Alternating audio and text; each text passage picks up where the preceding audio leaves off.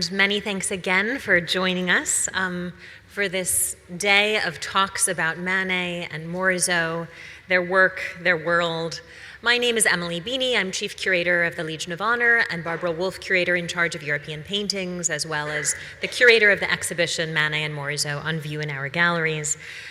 Without further ado, since we have a packed and exciting program for the afternoon, I will introduce our first speaker, here to tell us more about the relationship between three women, all known as Madame Manet, that is to say, Berthe Morisot, Suzanne Leinhoff Manet, and Eugénie Fournier Manet. Dr. Nancy Locke is Professor of Art History and Director of Graduate Studies in art history at the Pennsylvania State University. She is the author of Manet and the Family Romance, which appeared in 2001, of Cézanne's Shadows, Poussin, Chardin, Rubens, published just last year, and numerous articles and essays, recently including contributions to the exhibition catalogues Cézanne au Jade Buffon at the Musée Granet and Manet, a Model Family at the Isabella Stewart Gardner Museum. She received her PhD from Harvard University, and before arriving in University Park, served on the faculty of Wayne State University in Detroit. She is the recipient of multiple grants from the National Endowment for the Humanities and the Daedalus Foundation, and is the current president of the Association of Historians of 19th Century Art. Please join me in welcoming Nancy to the podium.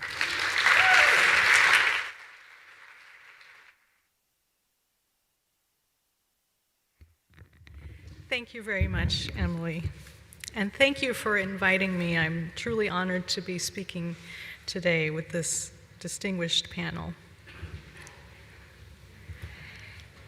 In April of 1876, the dealer Paul Durand-Ruel sent a large selection of realist and impressionist paintings to the Deschamps Gallery, London, including at least 3 paintings by Berthe Morisot.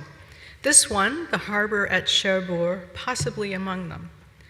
The critic William Michael Rossetti wrote a review of the show with a rant about the brutal realism of Manet and closes it with notes on many other works of interest that remain: Madame Berthe Morisot, The Harbor, offhand sketchy work exhibiting the influence of Monsieur Manet, to whom, as we understand, this lady is related. Rossetti would know a thing or two about familial relations, as he was brother to the poet Christina Rossetti and to the founder of the Pre-Raphaelite Brotherhood, Dante Gabriel Rossetti.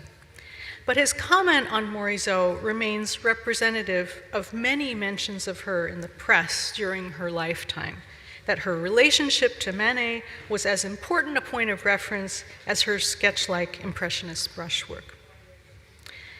Understanding Berthe Morisot's relationship with Édouard Manet does not necessarily entail taking our focus away from her art. Although she exhibited paintings under her own name throughout her life, she formally became a member of the Manet family when she married Eugène Manet, younger brother of the painter Édouard Manet, on December 22, 1874. Berthe Morisot was thus also Madame Manet. As such, she was in fact one of 3 Madame Manet, as Emily just mentioned, and I want to begin my paper with a brief look at this familial context, with a special focus on 1883, the time of Édouard Manet's death. The present exhibition does a brilliant job of giving us a sense of the artistic dialogue between these 2 artists. I would like to argue that Manet's death moved Morisot to revisit certain points about his art.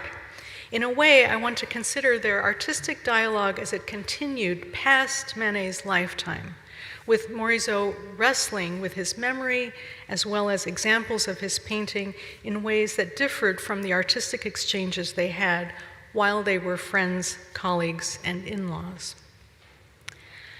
During the heyday of Impressionism, if you spoke of Madame Manet, you could mean one of 3 people.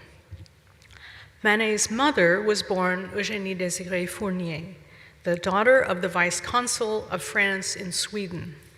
She was born in Paris, but her father helped elevate the Frenchman Charles Bernadotte to the Swedish throne, so she was the goddaughter of the King of Sweden. She married Auguste Manet, 15 years her senior, who became head of personnel at the Ministry of Justice, then a civil judge at the Parisian Court of the First Instance.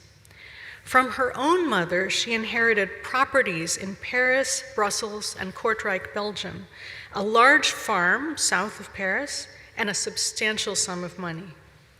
Although her husband Auguste had legal possession of her share of her mother's estate, the control became hers after he passed away in 1862. Édouard Manet worshipped his mother, according to his godson Léon Leenhoff, and after Manet's marriage, she lived and vacationed with the young couple. It was also this Madame Manet, Senior, who loaned Édouard more than 18,000 francs to facilitate his solo exhibition during the World's Fair in 1867. The second Madame Manet in our story is a Dutch pianist named Suzanne Leenhoff, who married Édouard Manet in the Netherlands in 1863. Although by some accounts she was in a relationship with Édouard prior to their marriage, the wedding was a surprise to some in their social circle. Suzanne was the mother of Léon Leenhoff, pictured here at right, born in 1852, although in society he was presented as her younger brother. She was unmarried and 23 when he was born. He was 11 when Édouard and Suzanne got married, and he never knew the identity of his father. My talk today is not the place to tackle a question that remained a family secret, the answer unknowable. But two good candidates, since there is strong evidence that Léon's father was not Édouard Manet, are a Swiss traveling violinist named Coella, which was the last name on the birth certificate, and the father of Édouard Manet, the civil judge Auguste. The Manet family remained protective of Suzanne during Édouard's lifetime, but their support of her declined precipitously after his death. The third Madame Manet in our story is, of course, Berthe Morisot. Her friendship with Édouard Manet began in the mid-1860s, and she would pose for around a dozen portraits that Manet painted of her, including 2 salon paintings. Beginning in 1864, Manet and Morisot exhibited in 6 of the same salons. In 1874, Morisot began to exhibit work with the Impressionists, whereas Manet continued to send paintings to the salons. 1874 is also the year in which Édouard Manet encouraged Morisot to marry his brother Eugène.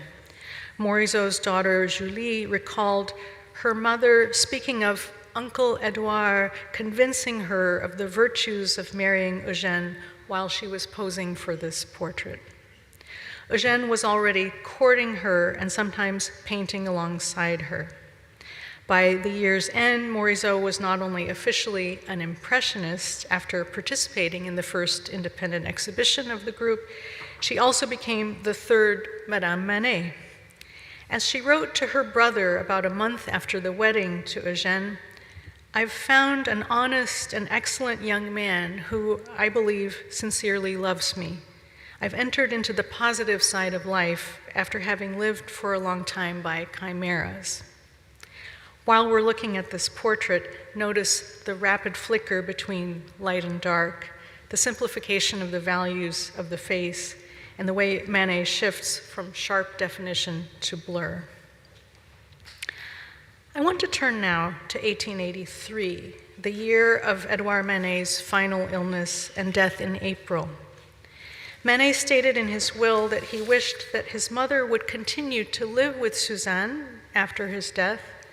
However, that was not meant to be. Soon after his death, Suzanne traveled to visit family in the Netherlands. It was Eugène who organized his funeral and Berthe Morisot who occupied themselves looking after Manet's mother. The mother wrote to Suzanne Leenhoff to assure her that she was being well taken care of by Eugène and Berthe.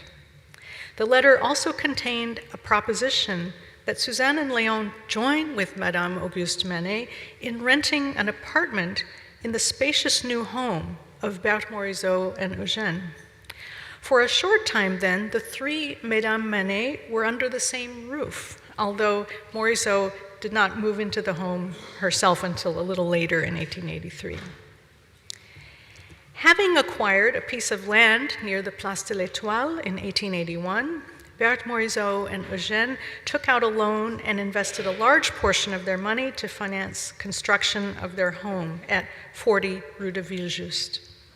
The home included 4 apartments with service rooms, a garden, and a room with high ceilings on the ground floor that became Morisot's studio.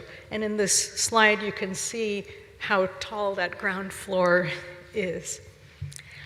Within weeks after Édouard Manet's death, Madame Auguste Manet, Suzanne Laenhoff Manet, and Léon Laenhoff had all moved in, bringing paintings such as the double portrait of Manet's parents that had belonged to the mother, and portraits of Suzanne and Léon that had belonged to them. Despite Édouard's wish that the trio would continue to live together, their pooling of resources, and the open doors of Morisot and Eugène, the arrangement did not last. Madame Manet Sr. began to rethink her financial status in light of the extensive support she had given to both Édouard and Eugène. A clause in the marriage contract of Édouard and Suzanne stipulated that the 10,000 francs gifted from the mother at their wedding could revert to her if Édouard predeceased her with no heirs, and she invoked it, asking for the return of the money.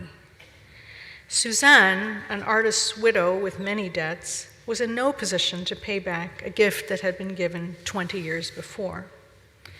Madame Manet Sr. also added a provision to her own will, bequeathing to Julie Manet, the 4-year-old daughter of Morisot and Eugène, capital as well as her share of Édouard's estate that was due to the mother. She gave mere tokens to Léon Laenhoff despite Édouard's will that Léon be the legatee of his and Suzanne's estate. Madame Manet Sr., who continued to live in Morisot's house, suffered a stroke that summer and passed away at the beginning of 1885. Suzanne soon moved to a house in Gennevilliers, outside Paris, that was offered by Manet's cousin, the lawyer Jules de Jouy. Morisot would later set aside a bequest for Suzanne. Like a magnet, Manet's death drew the three Mesdames Manet together, but they would soon find the poles reversed, at least where Suzanne was concerned. Manet's death came at a pivotal moment for Morisot. This, by the way, is her own self-portrait from 1885. She was 42 years old in 1883, having married at 33 and having had her first child at 37. Her personal trajectory feels closer to that of many professional women in our own time than to what was typical for the 19th century. There is no denying that Édouard had drawn her in, even if she was a pupil of Corot and had started out as a landscape painter when they met, and even if she had gone in her own direction exhibiting with the Impressionists. Writing to her sister Edme Pontillon about Édouard's suffering and death, Morisot wrote, "Add to these nearly physical emotions the long-standing friendship that bound me to Édouard, a whole past, our youth, our work, all collapsing, and you will understand that I am broken." She wrote to her close friend Sophie Canat, "An old friendship bound me to Édouard and linked the thought of him to my memories of youth. And then his was such a sympathetic nature, such a lively wit, so youthful, so that it seemed he might somehow be less susceptible than others to death." For years, she had been forging her own path as an Impressionist, even if critics referred to her as a pupil of Manet, which she was not, or as his relation. His passing not only brought on a flood of memories of their long friendship, but also it prompted her to reassess what more could be learned from him, this time exclusively on her terms. In 1883, Morisot painted Young Woman Knitting. In some ways, it is a vintage Morisot, a plein air, female-centric subject painted in her typically light, feathery brushstrokes. At the same time, the work revisits Manet's painting of Suzanne Leinhoff, seen at Bellevue of 1880, which has a very similar setting. What I see Morisot doing here that is more Manet-like is her building of more substance into her figure's shoulders and upper bodice. The three-dimensionality of the figure and the way it stands out against its ground can be distinguished from the figure that almost dissolves in her painting at Bougival from just 2 years before. At Bougival also displays a more Impressionist-style sun-dappled landscape with touches of white or very light yellow dotted throughout. Seeing the two Morisots side by side, one can appreciate her vision of the painting as a fabric, with the active brushstrokes crisscrossing and knitting it together. Comparing the later painting again with Manet's allows us to see not only what she reinvestigates from Manet, but also what she chooses not to emulate. Manet was a master at value contrast. The simplified planes of light and dark, light and shadow on Suzanne's face flatter her profile, and Manet sets her figure off from the green via dark blue-green brushstrokes next to her white scarf and dark accents against her hat and back. Morisot works within a much closer range of values throughout the painting, in the bodice, for example, but in setting her figure against her ground, she too creates an area of dark green beyond the figure's sunlit shoulder. Ultimately, she decides to bisect her figure along the diagonal of the garden path. The upper half of the figure has more three-dimensionality, and the lower half remains more integrated with its surroundings. Even if one might argue that the plein air effects in a Manet like this one already bear the imprint of Morisot's influence, which is reasonable, I would say that Morisot's Young Woman Knitting looks to have revisited aspects of Manet's art in the immediate aftermath of his death. In this period, canvases by Morisot and Manet were starting to be exhibited together more frequently. Even if Manet chose not to participate in the Impressionist exhibitions, the dealer Jean Rouelle exhibited Manet and Morisot works in the same gallery shows. In fact, he started doing so as early as 1876. In April of 1883, just days before Manet's death, an exhibition opened at Dowdeswell and Dowdeswell Gallery in London that featured Manet's The Railway as well as Morisot's Woman in a Garden. In September, Jean Rouelle also sent The Railway to the Fritz Gurlitt Gallery in Berlin. We do not know which Morisots were there. A critic for the Kunstchronik complained of Claude Monet's broad, coarse brushstrokes and said they were laid down as insensitively as those of Édouard Manet. The critic also faulted Manet's figures in whose depiction a murky blue always plays a central role. In contrast to Manet's coarse-grained technique, Berthe Morisot treats her figures, this is the critic, like colored visions, which flit past the viewer in indeterminate outlines and hues. Although not meant necessarily as a compliment, the idea of Morisot's colored visions flitting past the viewer suits Morisot's Impressionism. It is possible that this painting, On the beach at Nice, which was in the London show, was also in the Berlin show, since Manet's Railway was in both. The way Morisot weaves broad brushstrokes in light blue across the beach in the canvas could well have inspired the critic's comments about colored visions, and the feeling that the figures almost float or are suspended in the fabric of color. A posthumous sale of the contents of Manet's studio was held in January 1884. Morisot, Eugène, and other friends of the artist had been preparing for it for months. Unfortunately for Suzanne and Léon, the sale did not go well. It was simply too soon for more than a cadre of collectors of Manet's work to pay prices that were very high, too soon after Manet's death and too soon after the financial crisis of 1882.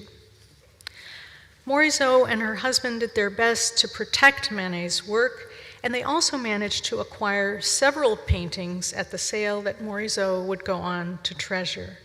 Laundry, Lady with Fans, Nude Woman Arranging Her Hair, and others. Laundry practically represents Manet at his most Morisot-like. Lady with Fans remained a painting that Morisot was convinced would land in the Luxembourg Museum. It combines the dazzle of Manet's 1870s work with an unusual frankness and candor in the model, Nina de Callias. Morisot acquired even more Manets later in the year due to the illnesses and, by year's end, deaths of the youngest Manet's brother Gustave in December and Madame Manet, the mother, in January 1885. Living with all these memorable figure paintings was bound to leave a mark on Morisot's work, and we find her painting this interior work, Girl on a Divan, in 1885.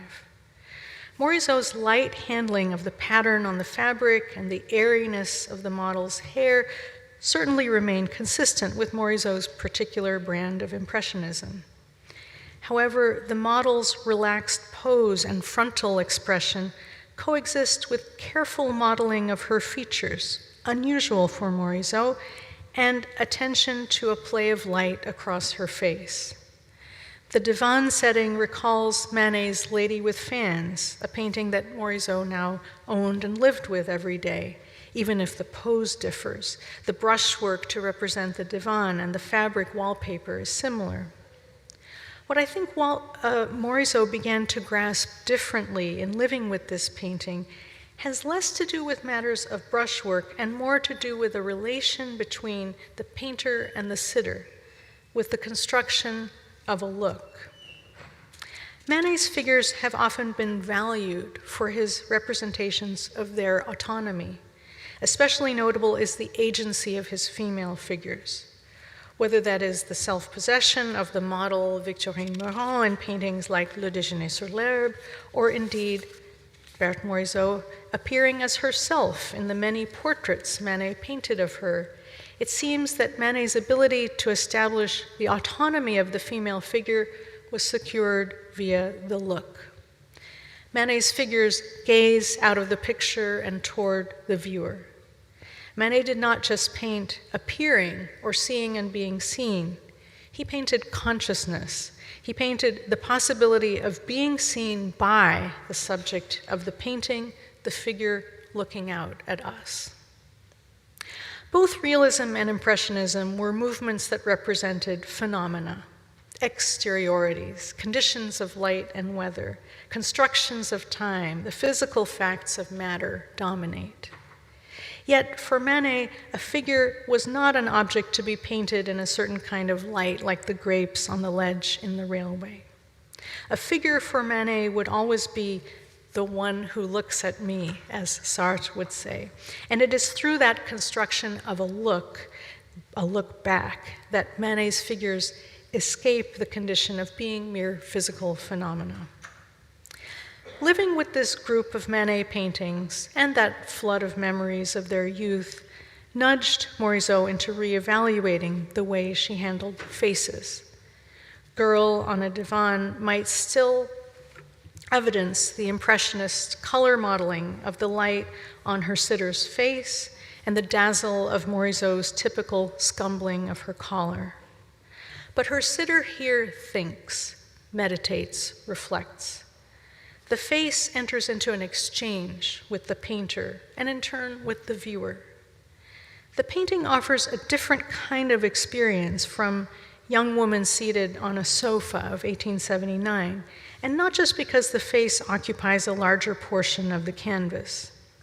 In the earlier painting, the handling of the dress and the sofa may be similar, but the face of the woman remains a screen for capturing light with sketch-like brushstrokes. Girl on a Divan is no longer a low-res affair. The woman looks as if she is reflecting on something and maybe about to change her mind. There is a projection of mind, of consciousness, in Morisot's figure that recalls the dialogue with the viewer that so many Manet figures convey. Years later, in 1894, Berthe Morisot made this small sketch of a hydrangea branch that would appear in a double portrait of two sisters. Since the hydrangea branch is unfinished and a preparatory study, I want to be wary of making overly grand claims about it, although hydrangeas in a planter can also be found on Manet's balcony next to the pensive figure of Berthe Morisot in what was Manet's first representation of her. Regardless of precedence, iconography, or Morisot's intentions for the double portrait, I think it can be stated that flowers resemble memories. We speak of memories as traces of our pasts. Those traces necessarily exist in the present. We are aware of their fragility. It is through these traces or memories that some aspect of the past can be kept alive, brought into the present. Flowers may be ephemeral, but in their fragility, they make us aware of the present moment, the need to be kept alive like memories. Morisot's memories of Manet remained inextricably tied to her memories of her own youth, her romantic life, her artistic journey. In 1894, at the sale of Théodore Duret's collection, Morisot acquired Manet's portrait of her with violets, on which her nephew, the poet Paul Valéry, would wax lyrical. Berthe Morisot with a bouquet of violets would have been like a Proustian Madeleine for the period when she was posing for Manet, deciding to exhibit with the Impressionists, and becoming engaged to Eugène, who had died 2 years earlier. The friendship and the dialogue between Édouard Manet and Berthe Morisot lasted for almost 2 decades. The best way to reconstruct that dialogue is to look at the paintings in the remarkable exhibition that Emily Beeny has brought together. Yet long past the last time Manet saw one of Morisot's paintings, sent a collector her way, or tried to imagine what sorts of paintings she would make in the future, Morisot was continuing to acquire his work, to look at it anew, and to move her own art forward. Manet might have been gone, but the dialogue continued. Thank you.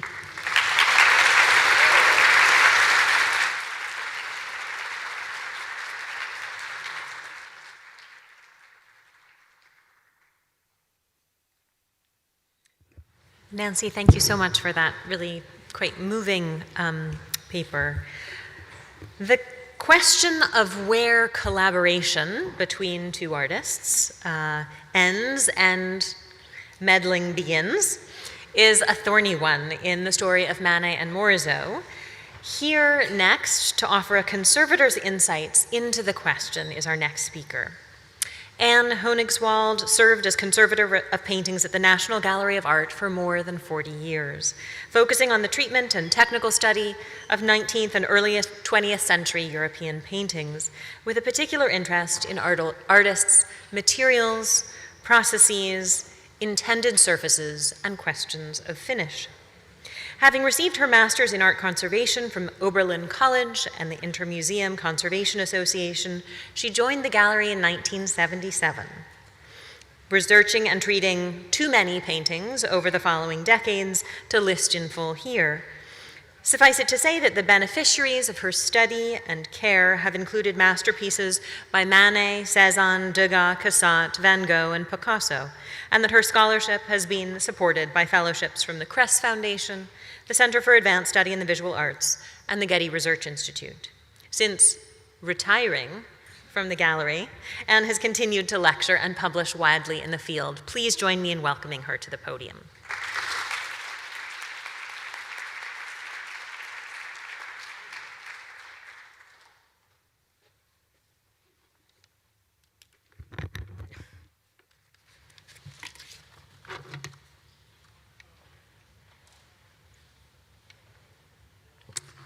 Thank you, Emily, and thank you, everybody at the museum. This is really a delight to be here. It's an extraordinary exhibition.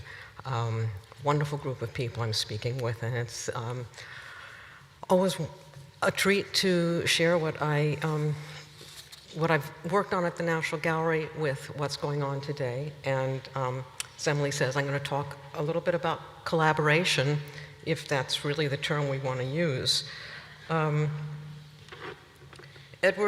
Correspondence reveals that Edouard Manet played a very significant role in completing Berthe Morisot's portrait of her mother and sister. And similarly, we have documentation that Edgar Degas was engaged in fine-tuning Mary Cassatt's Little Girl in a Blue Armchair. And purely by coincidence, but very lucky for me, both of these pictures are at the National Gallery of Art, hang in the same room, which is really a delight. And these are both pictures that reveal volumes about the creative and the artistic, and also the personal relationship between the artists Edouard Manet and Berthe Morisot, and Edgar Degas and Mary Cassatt. This afternoon, what I hope to share is how the extent of the involvement reflects the connection between the pairs of artists.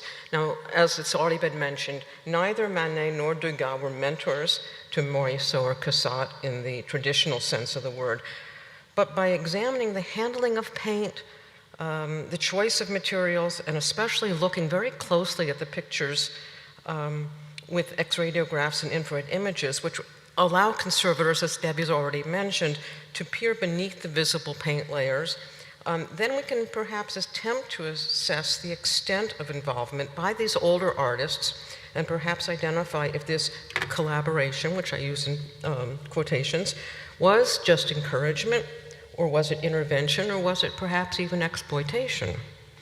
I want to point out that not only were these artists working in tandem, but much of my research is the result of working side by side with Kimberly Jones, who is the curator of 19th century painting at the French 19th century painting at the National Gallery of Art.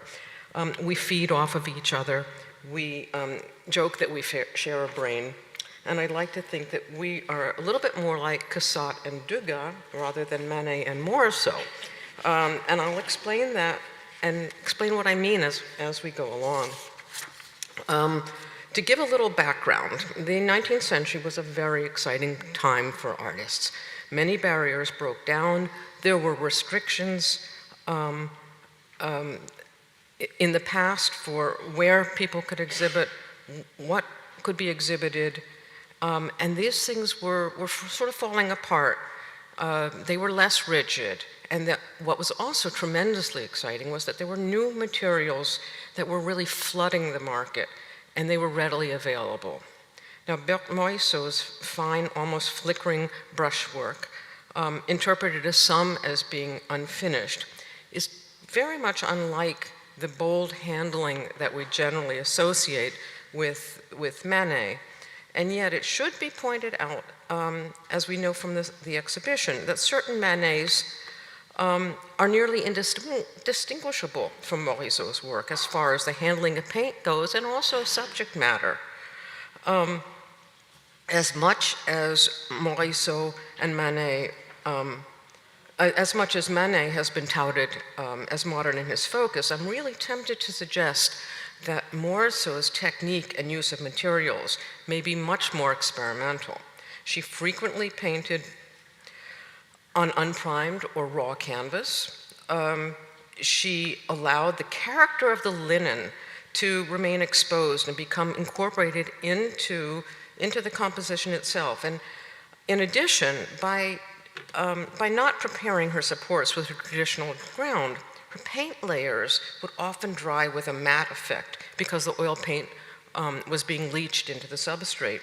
Now, whether Morisot's goal was simply to reveal the texture of the linen or to present a dry, unreflective surface, which could be read as unvarnished, is uncertain. But it is possible that it was frequently the latter, because we know that Morisot intentionally left some of her surfaces uncoated, and at one point, her rather traditional mother admonished her daughter for leaving a picture unvarnished, criticizing her for being careless and ignoring what she argued was customary practice. Manet, on the other hand, rarely painted directly on an unprimed canvas, and his surfaces were generally finished with a very traditional varnish. Now, choosing not to varnish a painting was often recognized as a mark of modernism. At the same time, it should be noted that when a picture was left unvarnished, it may simply have been overlooked. For example, a work which Morisot's daughter Julie gifted to the museum in Pau, it was unvarnished, it remains unvarnished, and it's a delight to see it unvarnished upstairs or around the corner. But whether that was intended by the artist or not is unclear. And most likely, the mother and sister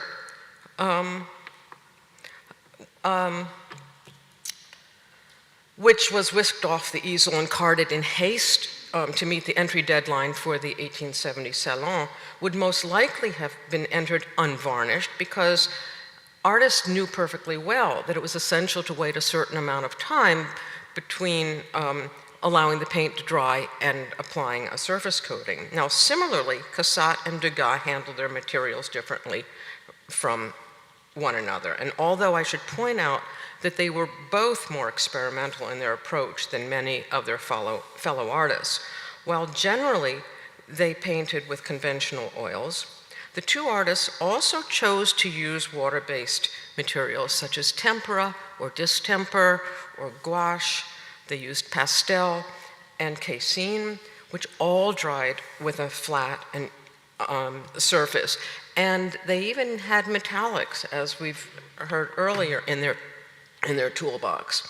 Now, as far as varnishing is concerned, they most likely both varnished their works done in oil paint, certainly for most of their careers. And generally, I think this is very important. When a picture is intentionally left unvarnished, the object of most 19th century painters was not necessarily an overall matte surface as much as a play of the matte and gloss effects as they lay adjacent to one another. Now, all told, each of these four artists handled paint in very different ways, but it should be stressed that the materials themselves were generally quite similar. They all purchased from commercial colormen. Merchants very often selected because they were simply in the neighborhood of where their studios were.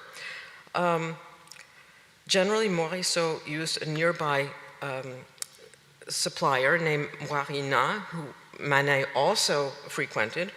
But you can see here, Leroux's stamp was also identified,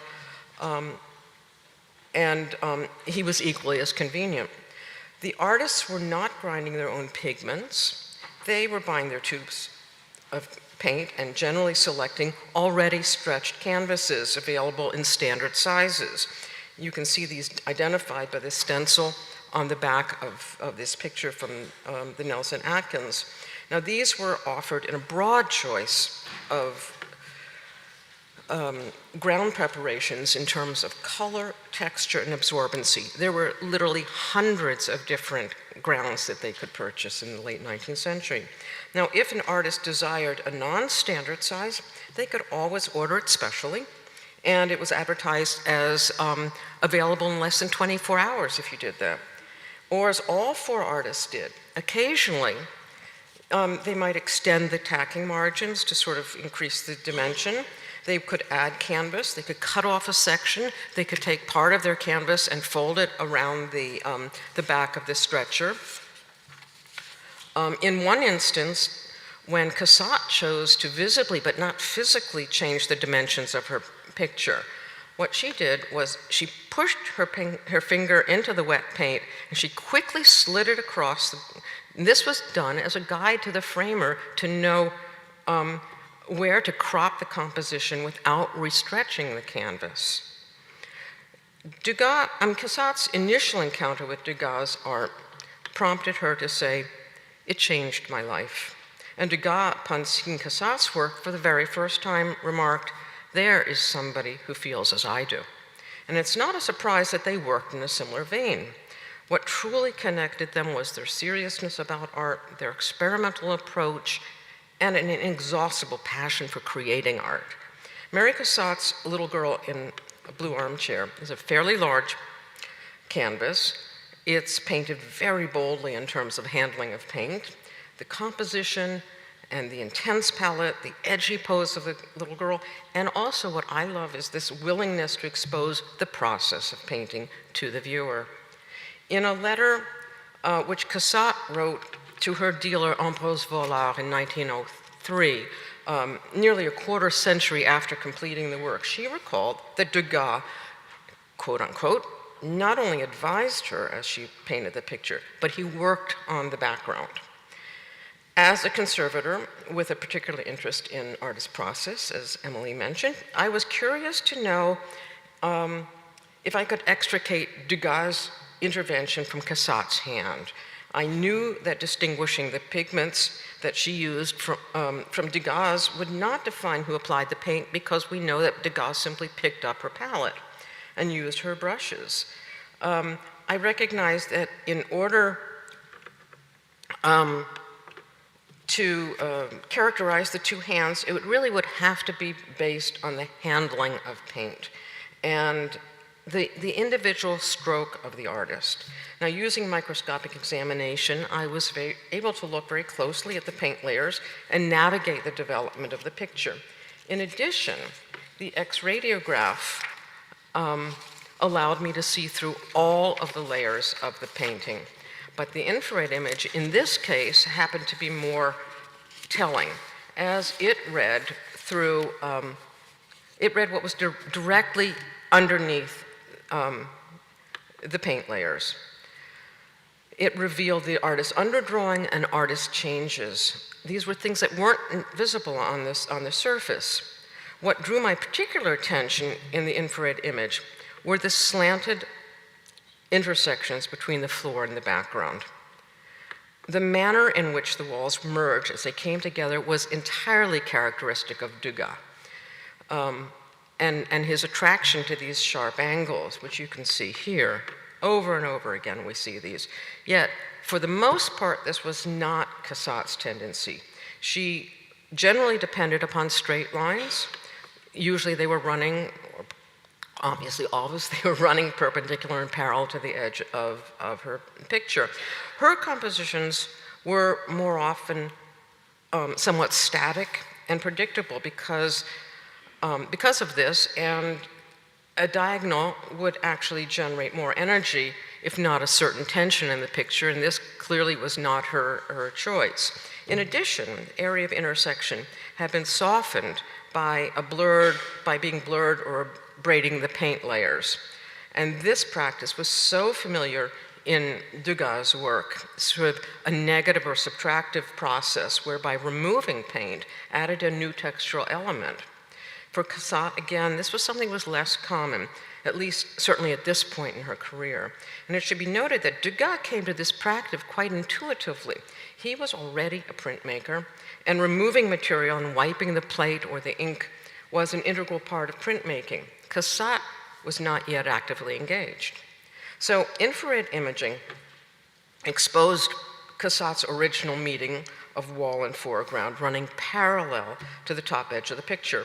And although this is somewhat speculative, I wouldn't be surprised if Degas quickly contributed two simple but essential diagonal strokes and scraped a little bit of the paint where they came together, probably with a rag. And he turned and then he said, "Mademoiselle Cassat, now you can continue." And he reconfigured this space. He laid down the groundwork for her. But I think she now had was a far greater task. She had to adjust the furniture in the room to accommodate the seemingly minimal but very, very significant intervention. And the imaging techniques reveal how she compensated. The sofa now had to be angled to mimic the shape of the room. And to do this, she not only adjusted the seat, but the back of the sofa in theory, had to be at an angle. I'm convinced that she had a problem here, and what she did is sort of fudged and just raised the back of it to go off the edge of the painting, and she didn't have to worry about it. Now, when this she shifted the furniture, further necessitating moving her dog, Baptiste, which is a part that we like very, very much. I can't imagine that Degas' recognition of knowing when to stop was not a way of demonstrating his utmost respect for Cassatt, knowing that she could do it. And in this case, perhaps even a little bit of humility on Degas' part as well, although that's a little unusual for him. A further instance of their entwined relationship is revealed in a picture that Degas painted when he was in New Orleans in 1872-73. We know that Degas and Cassatt were frequently in and out of one another's studios, offering the opportunity to see what they were working on. There's also a lot of anecdotal evidence that Degas cluttered his space with stacks of completed and uncompleted canvases. They were usually leaning against the walls, and this picture, the song lesson, was among this. The little girl is by no means a copy, but it is undeniably Cassatt's reinterpretation of the song lesson. Cassatt took Degas' vertical composition and turned it into horizontal. She reappropriated the 4 pieces of furniture, and you see the settee, the chair with the arc, the 2 chairs on the left, and the truncated edges, and even the prominent negative space on the floor, as well as the figure's spiraling gestures, and that, and she made them her own, but it was the way she was rethinking the song lesson. The one element that is so Degas, that sharp diagonal, that Cassatt chose not to incorporate. I can't imagine that Degas could have been unaware that his composition was superficially disguised within Cassatt's interior. And it's quite possible that Degas interpreted this as an act of deference to him. I believe that it's the work, in fact, that presents the clearest and the most intimate link between the 2 artists. Now, returning to Degas' intrusion into Cassatt's work, I should mention that conservators do not always find the clues and the answers that they're looking for when they start with a hunch. Now, if we had not identified Degas' hand in the little girl, that in itself would have been significant, for it would have revealed that their approach was so similar that it was indistinguishable from one another. Now, instead, they actually retained their individual identities, and this established Cassatt very much as her own artist.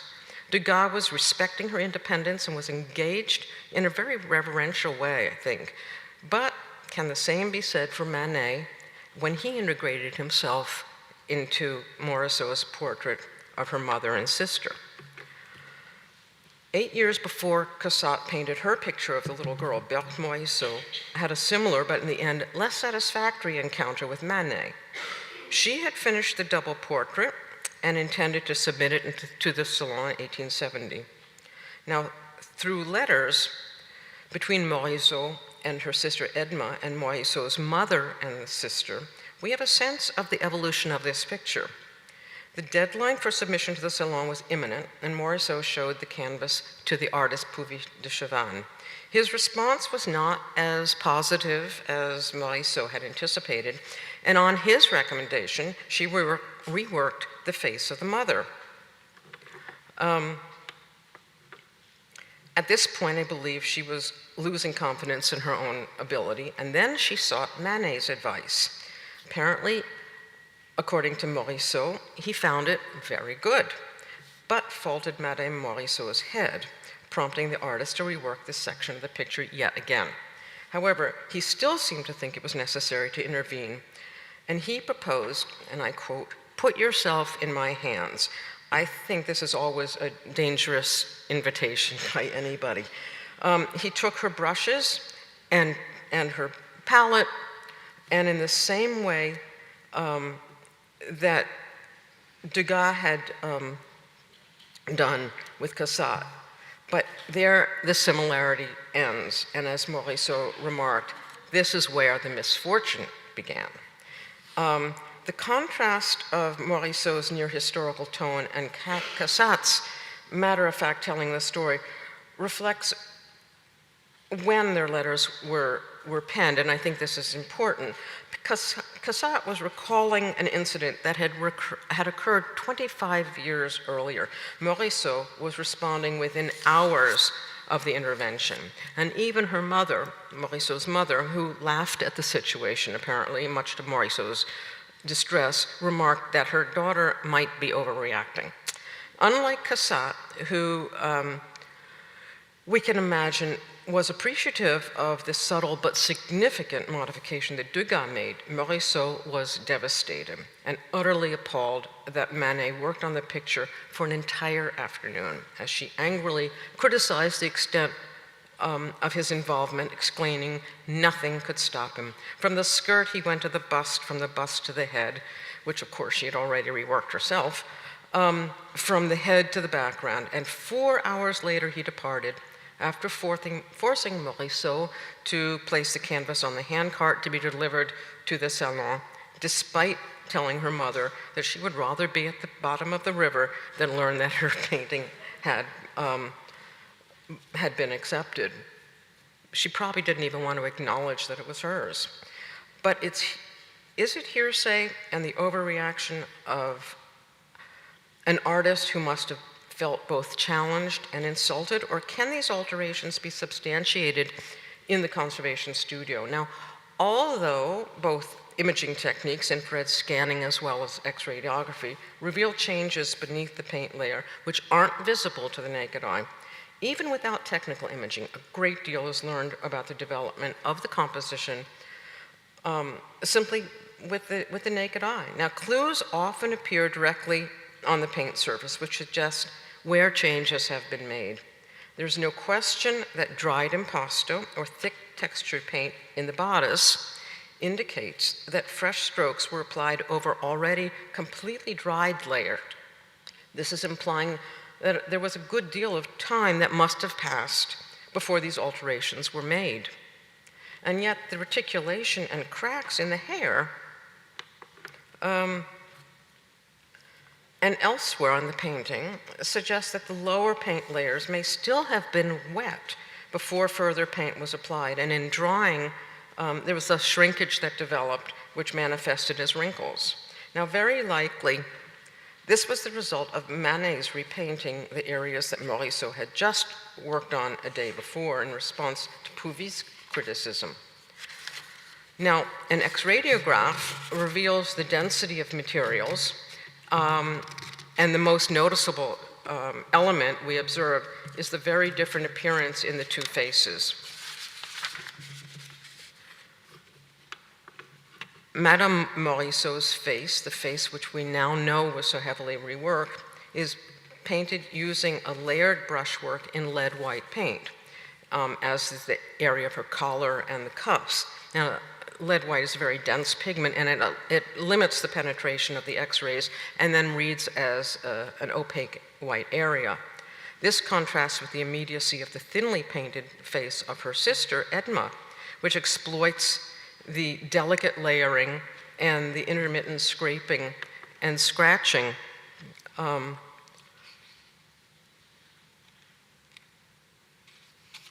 which we see here. And in the cheeks, and then specifically in the lips, where you can see, when you look closely, it's going right down to the paint layer. In fact, part of it's even going into the ground layer. The two figures were initially seated closer together, with Madame Morisot's tilted head nearly touching the gilt frame of the mirror. The book, you can see, was extended further into Edma's dress initially, partially obscuring her proper left arm, and again, more intimately linking the mother and daughter in this first iteration. Now, by shifting the book, of course, the fingers also had to be adjusted as well. When this happens, it sort of becomes a rabbit hole. One thing leads to the other. Now, as happened with Degas' intervention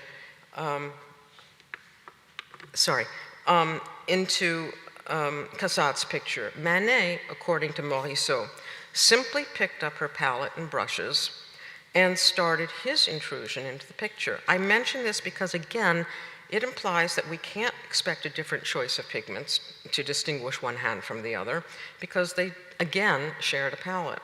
Nonetheless, the imaging as well as clues on the surface allow us to understand more about the modifications that did take place. What I hope I've been able to bring to light is that between both pairs of artists, it was not by any means a matter of the dominating male and the submissive female. It was truly a back and forth relationship. The dialogue between Degas and Cassat, however, I think was much less fraught, particularly in their printmaking endeavors, where although both were experimental and revolutionary in technique and approach, it was very often Cassat who was introducing Degas to the technical nuances of the process. And at the same time, it was Degas who encouraged Cassat to enter her pictures into the Impressionist exhibitions, or exploit unconventional materials or conventional materials in unconventional ways. Morisot and both women were independent, and both were innovative, and both took their painting seriously. Now, you are tempted to ask, did their personalities play a role in defining the different experiences in reworking? Perhaps, or was it that Degas and Cassat enjoyed a connection and friendship through their art and social circle, whereas Morisot had the added layer of family dynamics to contend with as well? You have to be reminded over and over again that Manet was her brother-in-law, after all. Now, although we know from this exhibition that the artistic relationship was close, and more often than not, Manet was highly complimentary of Morisot's work, but was it collaborative? And I argue that between Degas and Cassat, there was a back and forth that resulted quite often in their most experimental and innovative work. Perhaps working together, they gave each other that added confidence, not that Degas needed added confidence to try something altogether new. When Morisot worked experimentally, which happened over and over again, whether in terms of handling paint, exposing unprimed canvas, or choosing not to varnish, this was quite unique to her and not something that was in fact adopted by Manet. I propose that Degas and Cassat were truly able to work collaboratively, whereas Manet and Morisot, with the utmost esteem and admiration for one another, were in fact responding in a respectful point-counterpoint rhythm. Thank you.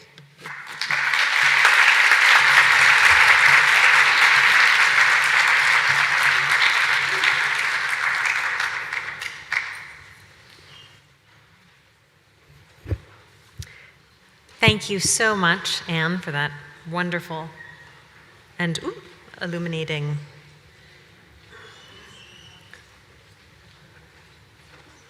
talk. Okay, great. Those who've had a chance to visit the exhibition may remember a little interior scene that appears right at the end, a nude before a mirror in which appears a reflected painting. One of Manet's famous portraits of Morisot, in fact, hanging on her bedroom wall. Here to address such pictures within pictures is our next speaker. Dr. Harmon Siegel is a junior fellow at the Harvard Society of Fellows and an affiliate scholar at the Boston Psychoanalytic Society. His research investigates the role of modern art in shaping identity. Having completed his PhD at Harvard, he published the book Painting with Monet in 2024. He has taught at Harvard, MIT, Emerson College, the Rhode Island School of Design, and the Massachusetts Correctional Institution. His articles and essays, which range widely across subjects in modern and contemporary art and theory, have appeared in the journals Art Forum, Non-Site, The Art Bulletin, and others. Please join me in welcoming Harman to the podium.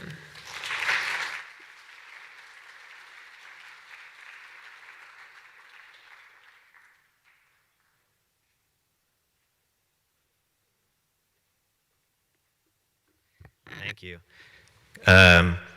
I'm very grateful to be here, but also extremely intimidated after all those talks. So I better get going before I have a panic. My talk is called Morisot's Images, and the title is an homage to one of the foundational works in Impressionist studies, Morisot's Images of Women by Anne Higonnet. But my talk is going to be much more literal-minded, because I'm going to ask, what is an image? What is an image, anyway? Because I think for Morisot, it's not so much a given as it is a problem. And I want to talk about three different kinds of things: people, or persons, images, and paintings. So first, what's a person? Well, I'm a person. You're probably a person. Morisot was a person, and she's the person that's held in common between Manet's portrait of her, her self-portrait, that photograph. People are made out of blood and flesh and bones and other gross things. And we also use the word person to refer to a certain grammatical convention of first, second, and third person. I'm speaking in the first person to you, who are for me in the second person. I could talk about you in the third person if I were gossiping about you. A painting is a thing that is made out of canvas and oil and painted with brushes and so on. It can only be in one place at one time. This one is currently somewhere over there.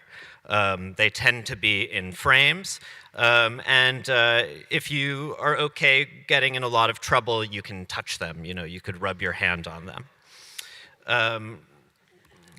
What an image is quite confusing and strange. It seems to be made out of shapes and colors and lines because it can be in many places at the same time. It can be over there, and it can be on the PowerPoint, and it can be on my laptop, and it could be on either side of my phone. So what is an image, and how does it relate to a painting? And how does it relate to a person? And how does a painting relate to a person?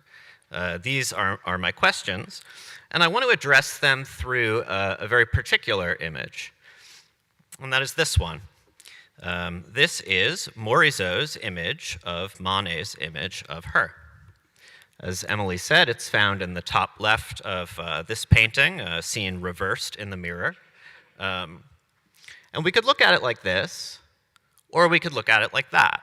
We could see it as an image of a person. We could see it as a painting of a person. Because it's in a mirror, we could see it as a painting of an image of a painting of a person.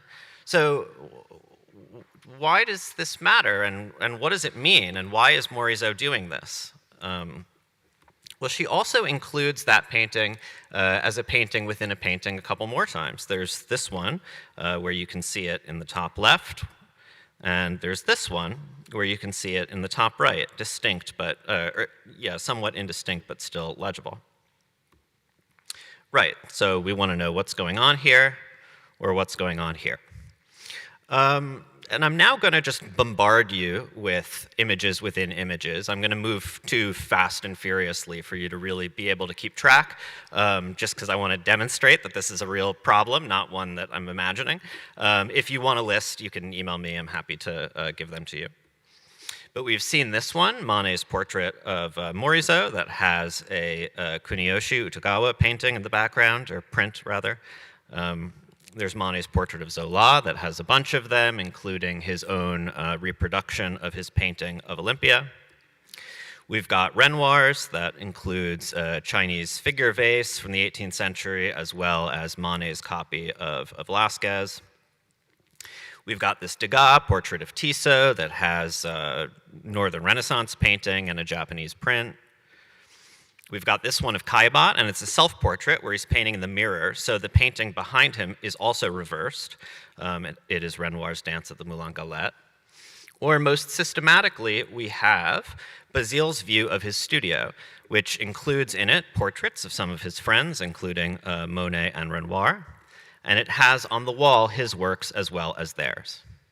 For Morisot, it was a persistent preoccupation. She painted her own works, including one of her own paintings, and she painted her friends' works. So here she has Julie standing in front of a Manet painting, or here she has the sisters in front of a Degas fan. And in fact, when 30 years later Julie painted her own painting, she too included Degas' fan in the background. Speaking of Julie, here she is with another Japanese print, not identified exactly, but probably by Kiyonaga.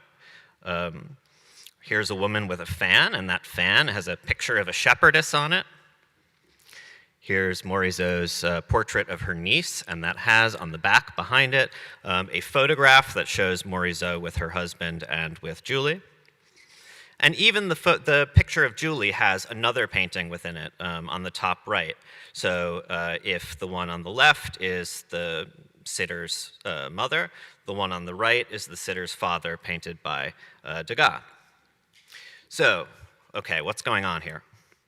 Well, I'm going to give you one story, and it's a kind of unfashionable story, but it's one that I think has a lot of explanatory power.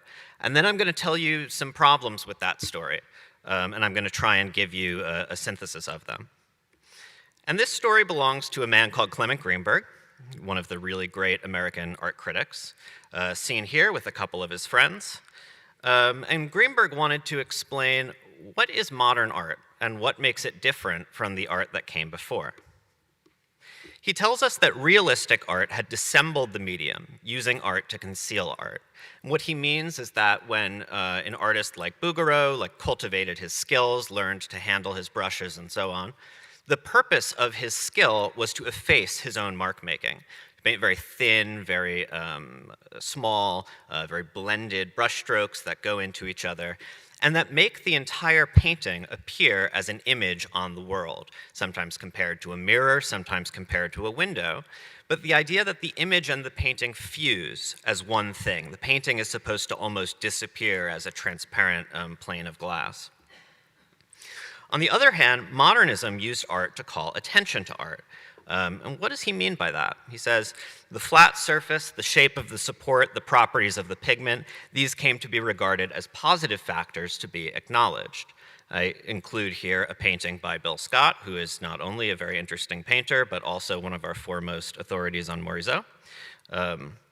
And we can see in his work there is a use of these sort of colored rectangles that optically flatten the relationship between the depicted colors and the surface of the canvas.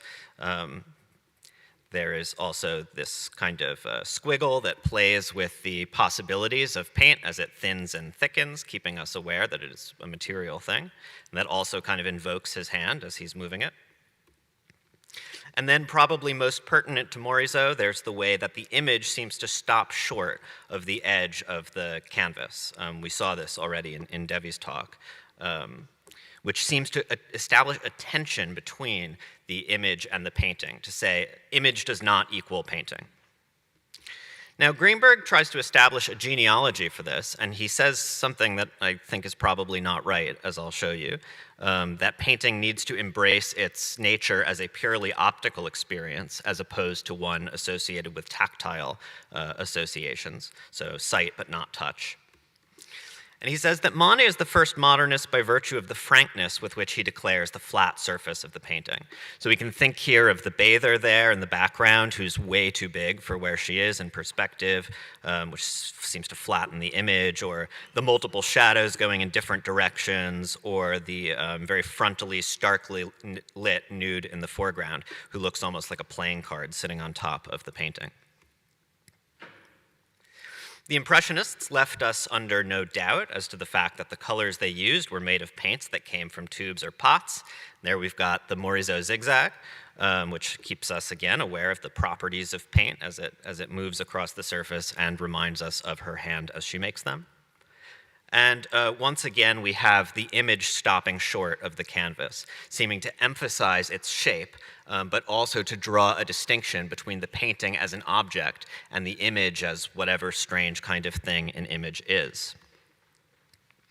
Then Cézanne sacrifices correctness to fit his drawing and design explicitly to the rectangular shape of the canvas. The idea here being that the way Cézanne paints with these sort of rectangular facets is a way of alluding to the shape of the canvas as a demarcated rectangular flatness. And we go on from there. Greenberg never talks about Morisot, and that's a shame because I think she provides one of the strongest cases for his overall view of the development of modernism. I think this painting, which is completely extraordinary, is a case in point.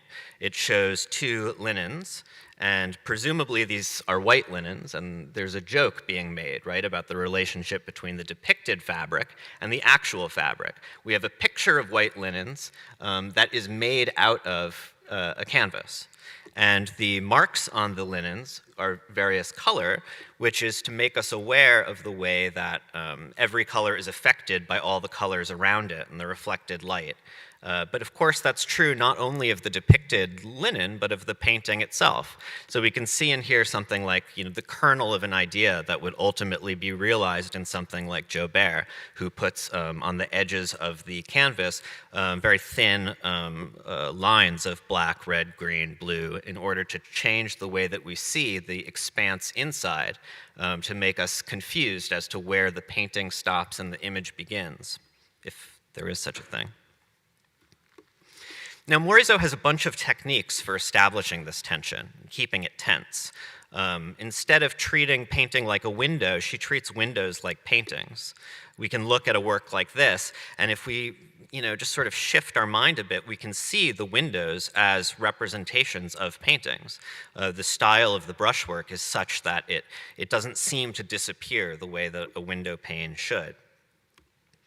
Or this one that shows Eugène Manet looking out the window, but he really seems to be looking at the window, almost as though he weren't looking through it, but onto its surface, as though he were looking at something like Morisot's view of England as put behind a couple of translucent curtains.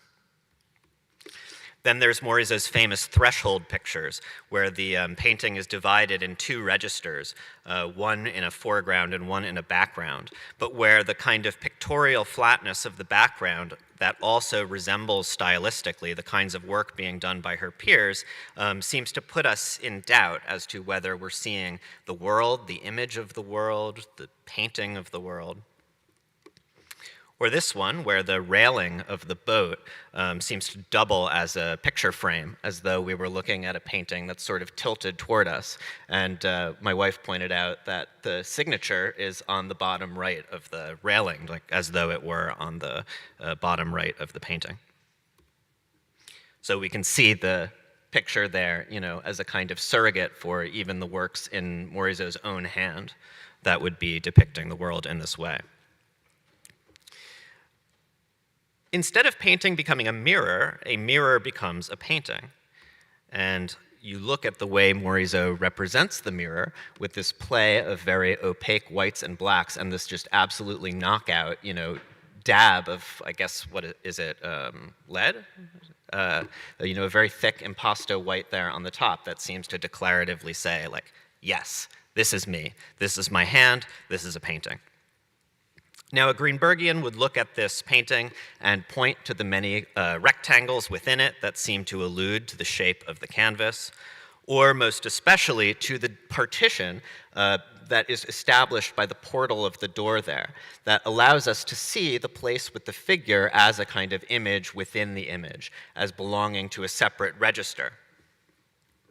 a feature exaggerated in the painting of Julie that has this incredible kind of grayish column. If you've taken Composition 101, right, they would tell you, this is crazy, you can't do this. It just throws the painting completely out of whack and makes the left side very heavy. And yet, Morisot does it and seems to relish it. You know, you might draw attention again to the kind of rectangles within rectangles and their relationship to Julie's body and to the canvas as a whole. Or you could look at the relationship between the image through the room and the wall of the room, which seems to stand for a kind of painting as such, an object, a material thing that's irreducible to its nature as image.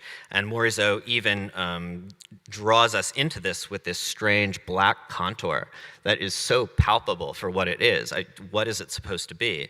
That leads us up to the painting by Manet of Morisot in the top left corner that is bisected, as though suspending it somewhere between the image that we see through the door and the painting that constitutes the door itself. I like this story. I think it's pretty good. But it does have a big problem. And probably you've already noticed this big problem. And the big problem is that a painting of a person is not the same as a painting of colors and lines. No matter how similarly constituted they are, there is a kind of, I think Nancy called it consciousness, right, that is invoked in the depiction of a person that is not invoked in the depiction of a grape or in the depiction of a square. And I think Morisot was worried about this and wanted to draw attention to this, to the way in which a person is not an image, to the way in which a person uniquely is able to inhabit both the first person and the second person. And this was a worry that was actually quite intrinsic, maybe, to Impressionism, that certainly was around from the very beginning. Generated out of the famous definition that they are Impressionists in the sense that they don't render the landscape, but the sensation produced by the landscape. And this was interpreted to mean that the Impressionists did not reproduce the world, they reproduced the image that the world deposits on their retina, as though they're completely indifferent to whether the stuff outside actually exists, or whether it is, you know, shapes and colors and lines deposited on their eyes. It could be even, one philosopher called it a true hallucination. You notice this idea just, you know, throughout the kind of early criticism of Impressionism, the idea that the sensation, the impression, is the way that the object produces an image on the eyes that's then reflected in the dark room of our brains. Is a painting the strict representation of being, of the things that are out there, or is it just the image, the vision, the appearance, the way things look on our eyes? And critics noted the ethical implications of this, the way it seemed to represent a kind of failure to recognize other people as the people that there are. Because we have a responsibility to other people to recognize and acknowledge them in a way that we don't have a responsibility to grapes or squares. There was a worry that if the Impressionists were merely representing the images on their eyes, they would be unable to draw distinctions among the various kinds of things in the world, and hence unable to promote an ethical relationship to those things, such that human figures have as much importance as the vegetables around them. We need, in other words, a criterion on the basis of which to say why a girl is different than a doll. Why an image of a girl is different than a girl.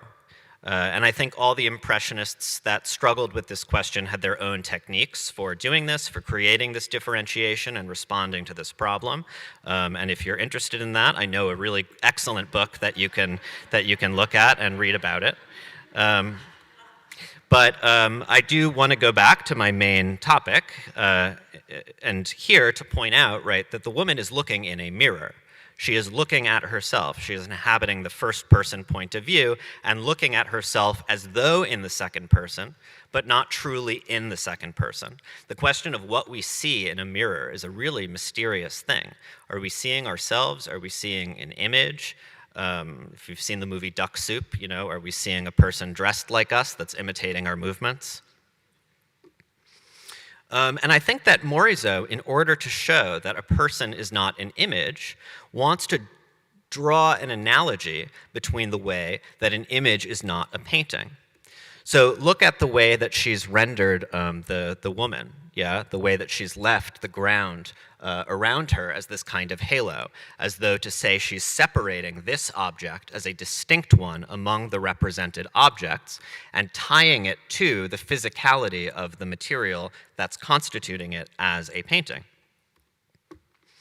The subject is a woman applying powder to her face, and we can look at that nice, thick, white line on the top of the brush, and we can see it representationally as an image of powder, of what she's going to put on herself.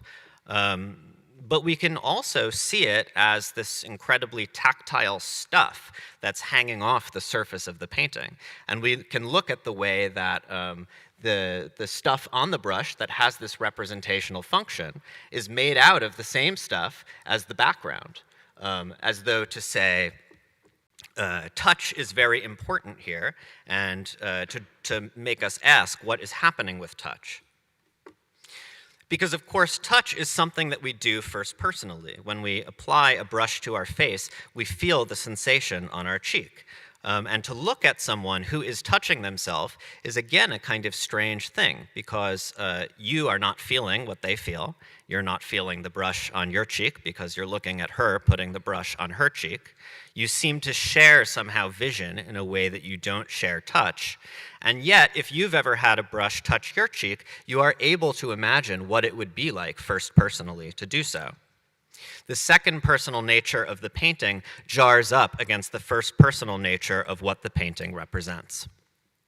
And so I'll conclude back with the woman in the mirror, and I'll point to the way that Morisot renders what is in the mirror and what is outside the mirror with equally tactile, equally opaque, thick impasto renderings of the same colors, as though to say that the image in the mirror does not exist on a smooth glass surface, but exists on a kind of tacky canvas surface painted with oil. Now, we might look at the face of the woman in the mirror and see the cabbage problem. That this person is, a cabbage with hair, that she's got this kind of swirly outline, she's got these kinds of blobs, inexplicable blobs of red, but she lacks those things that really allow us to see a person as a person. The eyes, the window to the soul, the mouth which they talk, the nose with which they smell, and so forth. And yet, this is the image in the mirror. This is the person looking at the mirror. And here, I think Morisot is once again asking us to think about the relationship between what the person in the picture is experiencing and what we, looking at the picture, are experiencing. The person in the picture is experiencing touch in a very particular way. Notice how Morisot outlines the hands with these kind of non-naturalistic red contours. It's unclear what, if anything, they represent, but has also allowed the color of the fingers to exceed, to bleed past their notional separation at this moment when the two hands seem to merge. And I see this as an invocation of one of the strangest first-personal experiences we can have, and if you like, you can do it right now. If you touch your left finger to your right finger, you can do it by imagining that you are touching your right finger with your left finger, or you can do it by imagining that you are touching your left finger with your right finger. It's a way in which the particularity of our bodies, of our makeup, the way we inhabit our bodies, the way that we live first personally, has these kinds of quirks to them that we're able to experience with each other, to share with each other, but that are kind of counterintuitive when you recognize them for the mysteries that they are. And this, I think, is why Morisot includes Manet's representation of her where she includes it.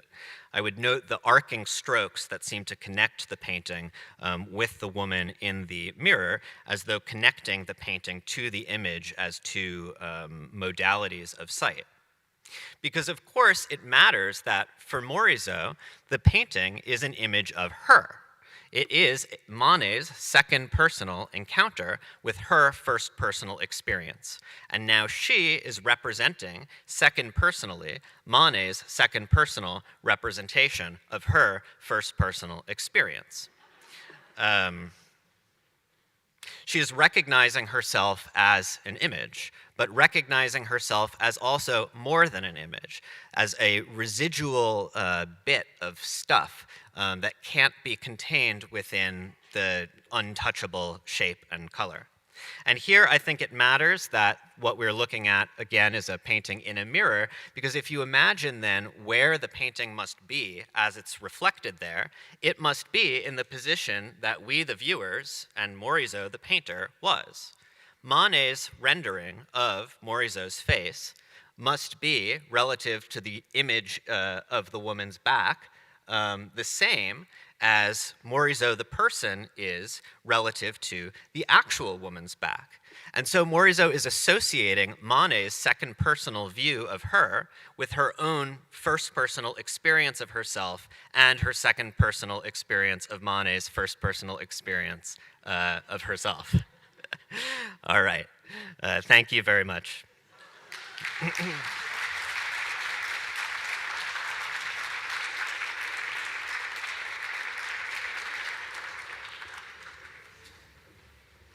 Harman, thank you so much. I think lots of food for thought there. Manet and Morisot had many friends in common, but few of those friends held in common were more important to each artist than the symbolist poet Stéphane Mallarmé, whose influence on Morisot specifically will be addressed by the final speaker in today's session, this afternoon's session. Dr. Claire Moran is an associate professor in French studies at Queen's University, Belfast, focused on 19th century French and Belgian art and literature. Her publications include the edited volume Domestic Space in France and Belgium, published in 2022, and two monographs, Staging the Artist, published in 2017, and Morisot's Modernism and Impressionist Art, published in 2021. Claire completed her dissertation research at the University of Belgium and the Royal Museums of Fine Art, Brussels, and has been the recipient of grants and fellowships, including the Samuel Beckett Prize from the École Normale Supérieure in Paris, and a residency at the Villa Medici granted by the Institut National d'Histoire de l'Art. She is a founding member of the Impressionist Futures Group. Please join me in welcoming her to the podium.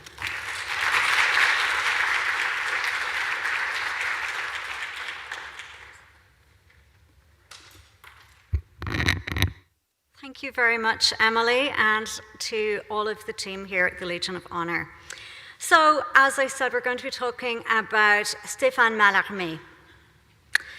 I'm going to talk about how the poet Stéphane Mallarmé and the painter Morisot shared an aesthetic vision rooted in the ordinary and the everyday, but open to the unknown and the intangible. My talk is going to be structured around three key ideas. First of all, the role of friendship, especially that with Mallarmé. Secondly, the importance of space. And thirdly, Mallarmé's understanding of Morisot's modernity.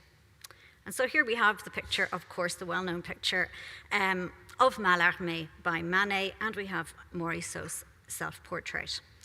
But to begin, I'm going to talk about friendship. So what is friendship? The most influential and famous study of friendship is that by the 16th century French philosopher Michel de Montaigne, whose essays were inspired by his own important friendship with Étienne de la Boétie. And for Montaigne, true friendship is always unknowable and it defies rational articulation. So when he explained this friendship, he just said, because it was he, because it was I. There were two qualities which defined friendship for Montaigne. On the one hand, the fact that it was chosen, was free will, and secondly, because it was disinterested. There was no kind of background plan. It was all about truth, really. And to quote here an article on friendship, this means that unlike kinship, marriage, and other forms of contractual or legal relationships, friendship often goes unrecorded in lasting form and may even go unspoken as it is lived. In the late 19th century, friendship is important from multiple points of view. It was at this time that the modern individual, with his or her unique characteristics, was shaped. And a defining feature of modernity is the historically unusual importance of friendship, rather than the traditional family connections. So, for example, Mark Peel writes, and I really like this quote, "More than family, kin, or faith, friendship was the social glue of modernity." Now, having choices is central to this reason in the shift, because the modern individual is by essence autonomous and mobile and capable of making and changing friendships. For 19th century women, friendship was as important an aspect of femininity as being a daughter, wife, and mother. Much of the criticism on female friendship in the 19th century has centered on Anglo-American examples, however, rather than on French women. And there has also been little or no focus on male to female heterosocial friendships. And instead, unfortunately, the critical focus has been on male friendships on the one hand, or heterosexual romance on the other. And it's this old-fashioned, I would say, old-fashioned seduction narrative that has until recently predominated in Morisot's friendships with men, particularly that with Manet. However, as we know, Morisot maintained lasting friendships with Monet, Renoir, and of course Mallarmé. And this in itself is very radical in the 19th century. These friendships are evidenced in letters, which remain our most faithful lens into 19th century life. And we must remember here that upper middle class women like Morisot would have dedicated many hours every day writing and receiving letters, and that letters were answered on receipt. So this gives us a view into an entire artistic exchange, or just exchange in context. Much of Morisot's correspondence with Renoir and Monet is about artistic practice and about sales and money, and that's a central thread. So it's a lot of talk about money. Financial concerns are at the core of their friendship, and it's also central to her quest for independence. And her brother, who's actually a very interesting figure in himself, Tiburce, he wrote to her in 1872, saying, "It's about time that you became independent, and success in the form of money is the key to all freedom." So Morisot was therefore different from her upper bourgeois peers in her steely focus on selling her art to the public. And in this, I believe she'd more in common with Monet and Renoir, who were of a lower class. For example, in June 1886, following the 8th Impressionist exhibition, Monet wrote to Morisot from Giverny, and here I quote, "I don't know if I could say the exhibition was a success, but it seems to be the case if we consider that everything that was exhibited was also sold at a high price and to good buyers." By good buyers, he says des gens chic, and by that he means sophisticated buyers, not the fashionable ones. So Morisot's correspondence with Mallarmé, who was interestingly also of a lower class, he was a school teacher, does not discuss money, but instead it's very much about ideas.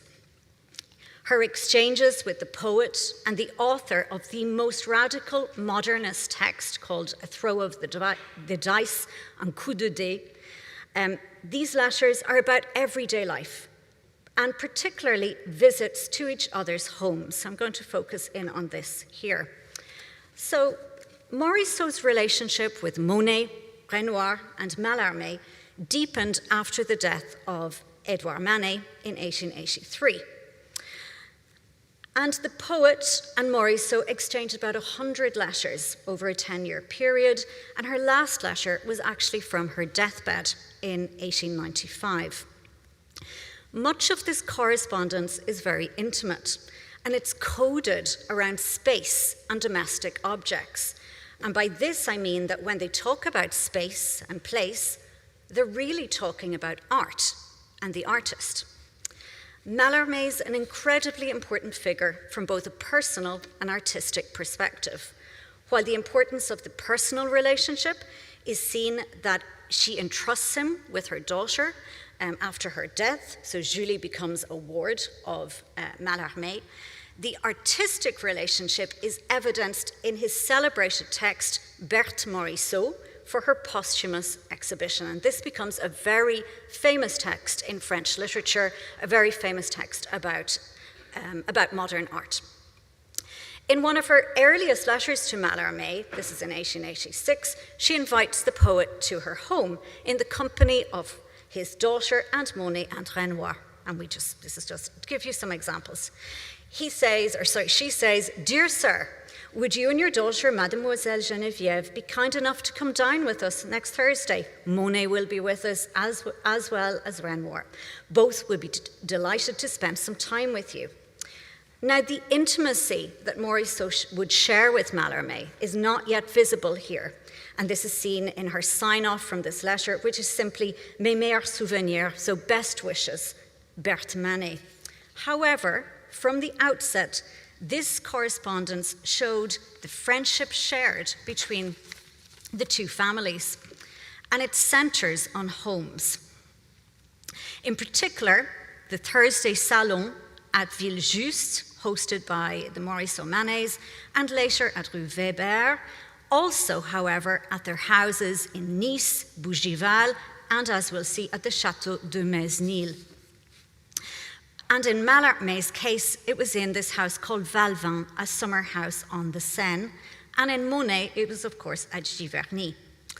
So, unlike Morisot, who was more privileged, Mallarmé and his family did not have multiple holiday homes, and instead they stayed in the same little cottage we see here at Valvin. And Whistler visits this cottage and sums it up. He says Mallarmé was charming. He's in a marvelous little hut on the edge of the river where his little family eats cabbage soup and wears any old thing. Now, I don't think it looks that shabby, but, you know. By Morisot standards, it was. And by Whistler's. So it was while Eugène and Morisot were waiting for the work to be completed on their newly constructed home that we saw here in Nancy's slides at Villejuste in Paris that they spent longer at the Villa Ratti in Nice. And much of the works completed at Ratti are out of doors and focus on the gardens and the orchard, particularly the orange picking paintings.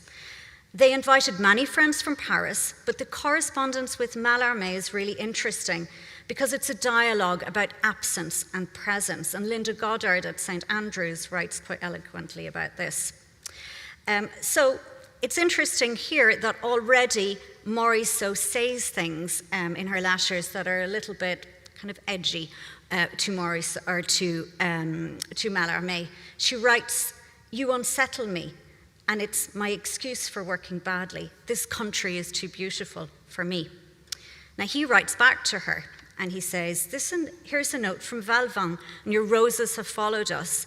They're on the mantelpiece making up for the poor autumn outdoors. Instead of leaves, drops of rain are falling on the windows, which I would otherwise keep open, for despite the winter landscape, we have late summer temperatures, and thanks to your flowers, it's a little like Nice." So she's sent him flowers and he's thinking of her. "But since the newspaper mention a new mode of locomotion, a new type of train that will take us to Marseille in 2 hours, I think that I shall not content myself with the prolonged hothouse weather here, and that I shall visit you this winter, even if I must take the ordinary railway. Yes." And then she writes back, "Here's our address, dear friend, Villa Ratti, Monte de Cimiez. We are a little in the mountains on the side of an old Roman city, near a monastery. It's very Italian, very rural, in my opinion, delightful. A large garden, many orange trees again. Their fruit will be yellow next month, and this would be a good time to come. As you almost promised me this, I am counting on your visit. The house is very spacious. There's a little room for you with a glimpse of the sea beyond the tree tops. Julie finds it very poetic, this room of Monsieur Mallarmé's." And there we see one of the works that she completes from here. Home and art, before this, Mallarmé replies, however, that unfortunately he couldn't go, but instead he continues to dream of the Villa Ratti. And he writes this very famous text about being stuck in kind of everyday life. So he writes to her, more than ever, our feet are caught in the sticky existence, which is the lot of those Parisians who refuse to be engaged in business, public or private, but instead dream. But to dream of the Villa Ratti, something I often do, is not enough for me. I wish I could appear there, even if it were for one day. And Morisot writes back, how much I miss you here. I'd so many things to show you. And he writes back to her later on, how many things I would like to know of which you would perhaps judge that I am unworthy. So you see how intimate at this stage their letters are becoming. Home and art are a constant interwoven theme in the correspondence between the poet and the painter. On the one hand, Mallarmé's interest in the house and gardens at Nice are in keeping with the conventional modernist dream of escape, represented in his own poems and writings, such as Brise Marine. They're also part of a dream of the ideal home, or the ideal studio, that Morisot shared with Mallarmé and Monet in particular. Now, while for Monet, this ideal would become realized through the gardens at Giverny, for Mallarmé and Morisot, the idea was always more important than the reality. And in this, they shared a similar aesthetic exercise. So this dream of elsewhere is something I'd like to talk about. Many of the letters they exchange are about an unfinished collaborative project for a project called Le Tiroir de Lac, the lacquer drawer. And different artists were meant to contribute, but it was a failed enterprise. It was never executed. We see here on the right some of Morisot's drawings for this project. But for Morisot, this was not a good project. She wrote that it felt like an instrument of torture, she refers to it. And, he says, I've given you an instrument of torture, and she writes back saying, it's a machine, it's not charming at all. So she's not happy with her work. But arguably, like many of Mallarmé's projects, and one of the most famous ones is one called Le Livre, the book, and it'd be a special book that you could open at any page from any side, and the reader would just immediately understand the entire contents of the book. But it was about the idea. The book obviously it wasn't possible. And Le Tiroir de Lac, I believe, is something similar. It was about the idea and the exchange rather than the execution. The relevance of the concept of an ideal domestic space to Morisot becomes clear when we consider the correspondence between Mallarmé and Morisot about this other place here, this chateau behind me at Mesnil in Metzi. Due to Eugène's poor health in 1890, the Morisot-Manet family spent a lot of time in Metzi, a small village in the Yvelines, not far from Paris. Mallarmé regularly wrote to Morisot at Metzi and came to visit, and together they went to see Monet at Giverny. And an envelope here gives us an idea of the kind of close relationship between the two. He regularly wrote little poems on the envelopes that he would send her. Here is one example, and in the text we have, naive distributor, don't fall asleep on the grass, and run towards Moulin du Metzi to Madame Berthe, Manet. That was the address. And another indication of this relationship is the poet's regular reference to les messieurs du voisinage. Now, these are the gentlemen of the village, but in fact, it was the neighbors' pigs in Metzi. And Morisot complained regularly to Mallarmé about the smell and asked Mallarmé to write to the town councillor to see if he could do anything about it. So this shows how kind of implicated he was in everything. But in 1891, they exchanged an important correspondence about their work, their life, and their shared dreams. And again, this is ostensibly about space, but as we'll see, it's about something else. So It begins by Morisot writing to him saying, Eugène told you, did he not, that we were negotiating to buy a chateau. We're carried away by the desire to be in a beautiful setting before we die, and this is both tempting and unreasonable, so that I dread all possible outcomes. But how annoying not to be able to guide you through my palace, where I still feel I have rights there. Your sentence, I am working and trying to get older, describes me perfectly. If only you could always speak for me. I am not dissatisfied with myself, and it is wrong of me to say this because it will bring me bad luck.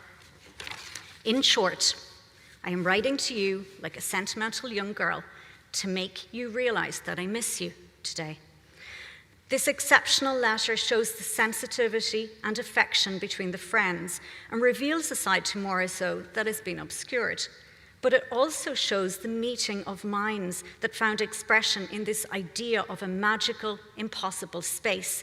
And it's a very symbolist aesthetic of suggestivity over execution, idea over reality, absence rather than presence. And it offers a different way for us to think about Morisot and the Impressionists. And this is obvious in Mallarmé's letter from September of the same year, where he writes back to her, My dear friend, you see that I've waited till the eve of your return to think of you. No, you won't believe this, but please believe me that I am haunted by the chateau and that I often make bets with myself as to whether you will own it or not. And of course, the bets is his most famous text, which is a throw of the dice.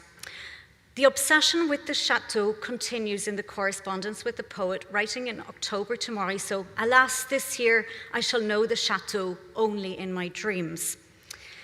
Following Eugène's death, Morisot decided to rent the 17th century chateau and move out of her house at Villejuste and into an apartment at Rue Weber. The chateau had remained a project, an impossible dream home for Morisot, and it was this dream that inspired Mallarmé. Morisot and her daughter spent weeks at a time at Valvin with the Mallarmés over the following year after Eugène died, and until her premature death from pneumonia in 1895. While at Valvin, Morisot made a study in oil, we see it here in black and white, it's the only image I have, of Mallarmé's own small sailing boat. And it's fitting that this is now what remains of the intimate relationship between the painter and the poet and their dream of an elsewhere. In a letter to the painter following her stay, Mallarmé wrote, and I quote, Everything has changed since your departure, but to look at the painting of the little sailboat is very satisfying. The very symbolist motif of a boat, signifying travel and escape, epitomizes this artistic meeting of minds.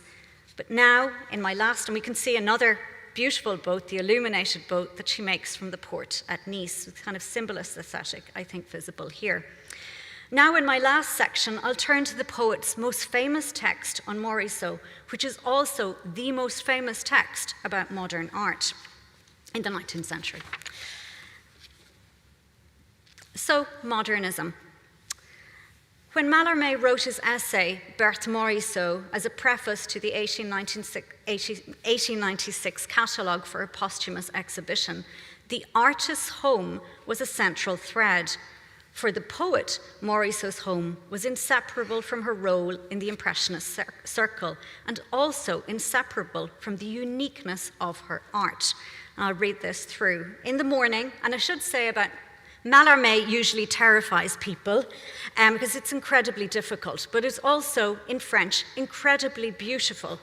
And the beauty of the language of Mallarmé's text is also the message. So the meaning is the message in Mallarmé, and this is something that you need to understand. But I have it in English here. In the morning, you'd find her in the very discreet studio whose empire wood paneling framed the canvases of Édouard Manet. In her turn, the lady herself painted there for many years, driven by the same furious but constrained energy, maintaining a monotonous evenness of tone and radiating an abundant freshness of inspiration.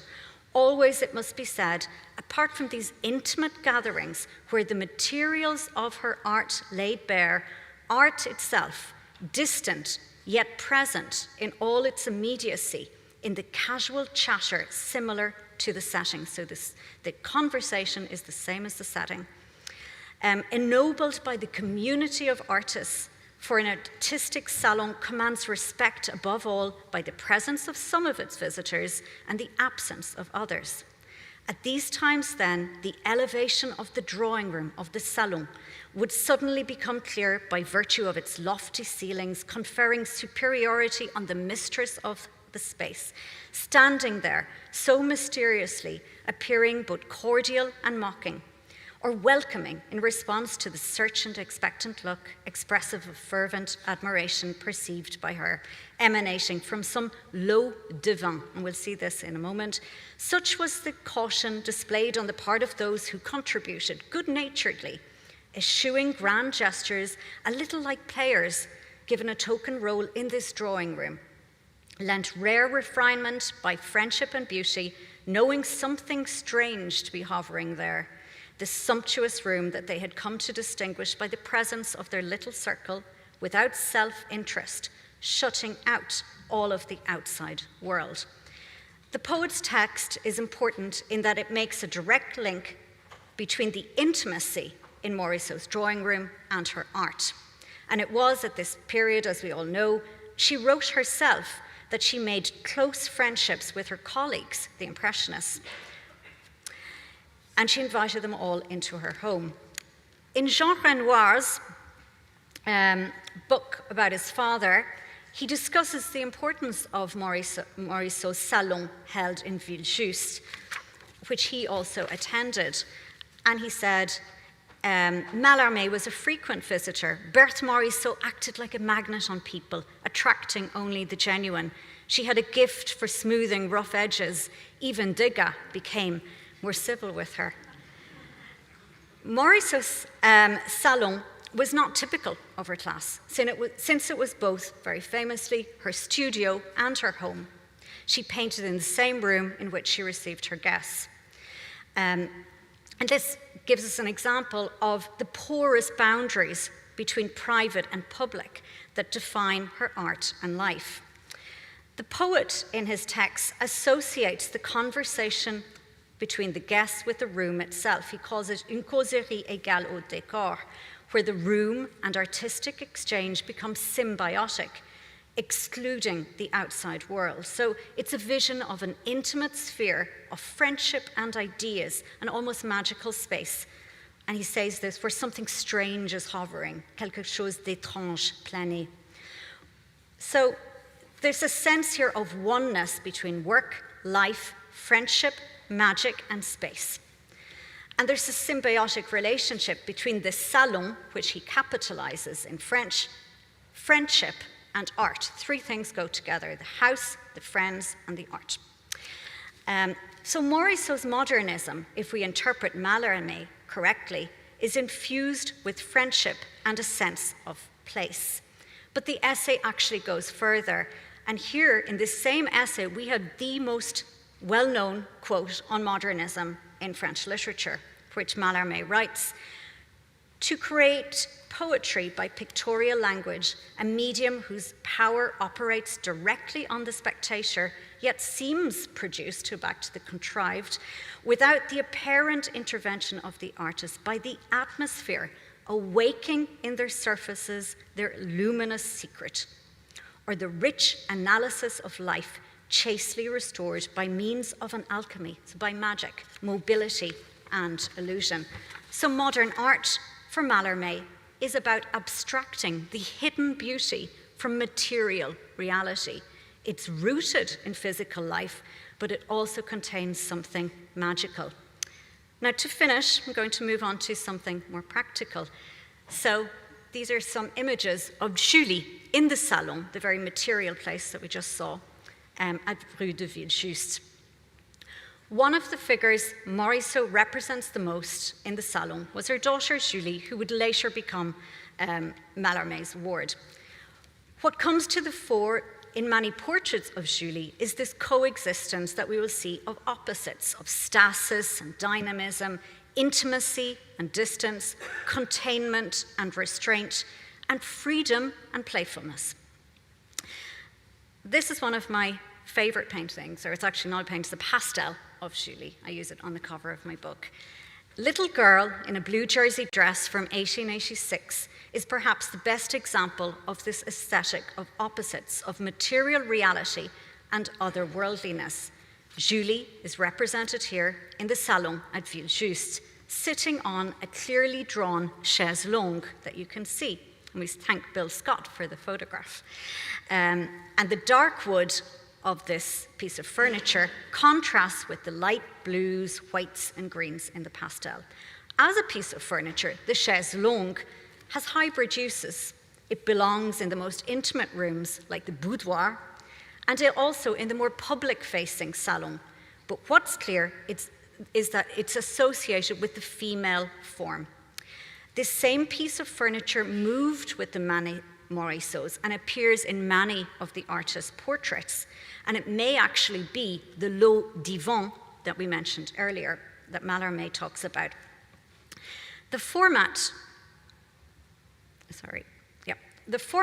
of the little girl in a blue jersey dress, as with Morisot's portraits of Julie, is very large, especially for a pastel drawing. It seems unfinished, and the bare paper is clearly visible, but the composition and use of color is confident. The background shows the outline of the large planters and the foliage seen through the window panes, while Julie, wearing a blue dress with a sailor motif, we think of the little boat again here, is posed comfortably in a seating position on the chaise longue. She looks outward towards the viewer, but her gaze is directed elsewhere. It hovers mid-air, following the Diabolo toy. You see a little kind of ball in the air with which she's playing. Her carefully drawn face contrasts with the flurry of lines that depict her hands and highlight the sense of movement. Simple white lines across the top center of the canvas capture the feeling of air and light in an extraordinary, radical way. Morisot succeeds thus in her desire to capture a moment of child's play, a pose by Julie that she writes about, via the combination of this daring line and color against the solidity of this very ordinary adult furniture. And it's this tension that lends an ambiguity to this work. It's both intimate and dreamlike. Julie's otherworldliness stands very much in contrast to the material reality of the bourgeois home. And we can see the darkness of the chaise longue and perhaps even its shabbiness being utterly transformed here. Like Mallarmé, Morisot mined the materiality of 19th century bourgeois life to create an art that was suggestive, elusive, and open-ended. This is the paradox at the core of modernity. It's the simple and the everyday that leads to the most abstract art of ideas. And an understanding of true friendship in its rootedness in life, but at the same time, irrationality and the fact that it's unknowable is, in fact, the perfect illustration of Morisot and Mallarmé's modernism. Thank you.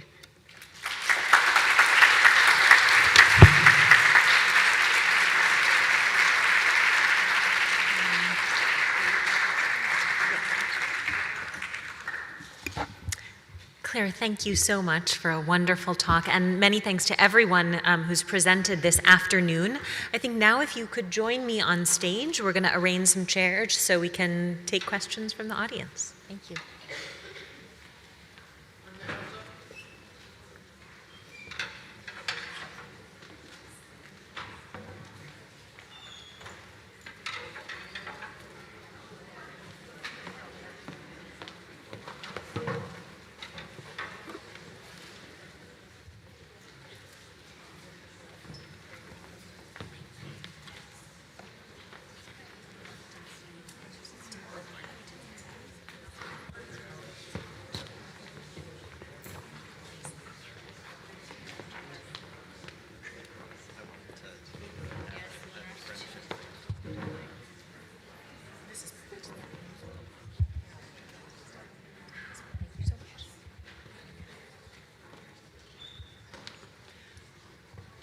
Let's see. Oh, great. It's already on. Terrific.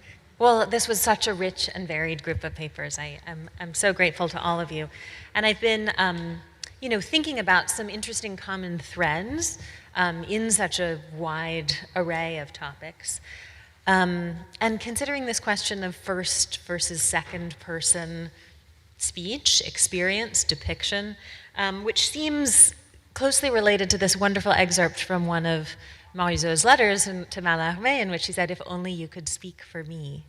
And so some of the echoes that I've been considering, as we sit here and listen to all of you, have to do with painting for someone else, for good or ill, with creating images that speak for poems in some way, painting other people's already completed paintings. And then this question of adopting, perhaps from Manet, his way of evoking consciousness, a kind of borrowing, a kind of speaking in turn in that sort of way. Anyway, I'm wondering if you could speak to this idea, if this rings true and feels like a point of continuity to you in some of your own papers. Well, I'll just throw out that one little tidbit that didn't make it into my paper, I think kind of speaks to Claire's paper and Justine's paper this morning.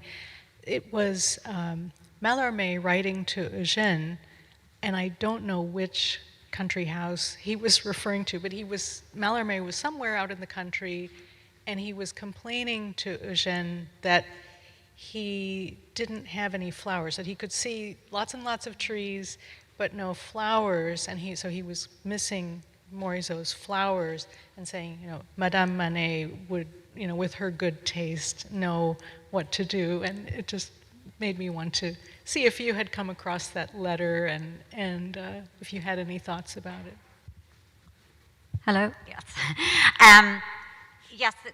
There's an ongoing kind of, I would say, slightly coded correspondence about flowers in particular. They're always writing. They actually physically send. Morisot sends flowers to her friends, but sends flowers from the south of France all over the way to Paris. And as you know, flowers have different meanings in 19th century France. So, the fact that he's sending her roses Morisot sends roses to Mallarmé in Paris, and I think there might be something, unspoken there. I don't want to go down the romantic route, but there might be something more there than elsewhere. Nobody's looked at that. But to go back to your question, Emily, about the whole idea of artistic creation, what I think is really interesting is this idea of collaboration and sense of the other within the artwork, that I'm not as sure that they are as clearly defined works as has been understood in the past. So that, for example, in Morisot's, I think Eugène had a handle on definitely we know with the framing, but her mother also had a handle on the type of work that would sell, and Morisot was fascinated by selling. She really wanted to sell. But then, as we see, Mallarmé is an influence in what she really wanted to do, but maybe would never do. So, it's not as straightforward. The boundaries are, I'm sure Harman has something to say about this as well. Yeah, agreed. I mean, I think we all think that her painting is like a deeply ethical painting, and finding the way to express why that's so is the challenge. But I just think, I don't know, you guys can decide for yourself, but I think there's just such an intuitive thing with her painting that it just is deeply an ethical project. The other thing is that one painting can mean very different things to different people, and everybody's going to interpret it. I don't mean interpret in terms of what the subject is, but what the meaning is, perhaps, and how it affects them and how it connects to their life. And if somebody knows Morisot, for example, they'll be able to read one thing into a picture. If it's something that's at an exhibition and people who are just viewers look at it, they may see something totally different in it, which is the most wonderful thing about art, that you do see things different. Hear, hear. I think if we can maybe open up to questions from the audience. There's, I think, a microphone going round. Bill. I just had a thought with Anne's talk. Can you hear me, or does that work? When you were talking about the painting that Manet reworked of the mother and sister of Edma and their mother, I've read that quotation many, many times, and I never thought of it until right now. And kind of vis-a-vis Harmon, maybe this has to do with more of my thinking of it, more with what my parents did to me than what really was happening. But I wondered because her mother, there's a letter I love where the mother writes to Edma and says, while you're out there, you should get in a boat and paint from the shore and do this and do that and do that and that. And at the end of it, she ends by saying, I can see Bert's annoyed expression telling me to go take the brush myself and do it myself. And also Edma's there, and Edma had quit painting 2 years ago, who had been her painting companion for 10 years. And I'm sure Berthe had a lot of doubts about all this. And to be kind of shown up in front of them by Manet, and Manet all the while is flirting with their mother, and she's enjoying it, that it might have been a different type of emotional impact for her than just having Manet offer advice or show off. Is that? Going back to what you were saying, I mean, I find it fascinating. Oh, sorry. I find it fascinating the letters we see between Morisot's mother and herself and Morisot's mother and Edma. A lot of it, I don't have daughters, but a lot of it is the mother-daughter relationship. Yeah. And for Madame Morisot, it's also about what's proper and what's appropriate. And I think that that definitely colors the letters. Yeah, I just thought of interpreting the letter vis-a-vis her mother and sister and not just through Manet. I mean, aren't we lucky that we have these letters? Yes. It tells you so much, and for the kind of research that any of us do, I think that we're able to focus on things that we wouldn't even consider if we didn't have this information. Yeah, and I would say that that's also one of the joys of working on a woman artist who was a prolific writer of letters in the sort of conventions of female friendship in the 19th century, whose letters aren't just about, can you come to dinner next week and, how much did you get for that picture, but are rather, sort of confessional, especially, in letters to her sister. I think, this point that, of course, the real experience of betrayal and pain associated with the reworking of the double portrait should be understood in the context of having lost her life's companion in some sense, in her sister. The fresh loss of Edma to marriage, Edma's sacrifice of her own painting practice in order to become a wife. That does feel like such crucial and interesting context in which to understand the sort of trauma of that lonely experience of Manet's snatching her brushes away. Yeah. Other questions? Great.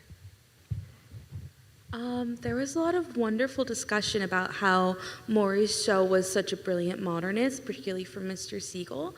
And I really wanted to ask how you guys would describe the intimacy that is so characteristic of Morisot that was happening at the same time as this very new modern type of painting that a lot of the Impressionists were doing.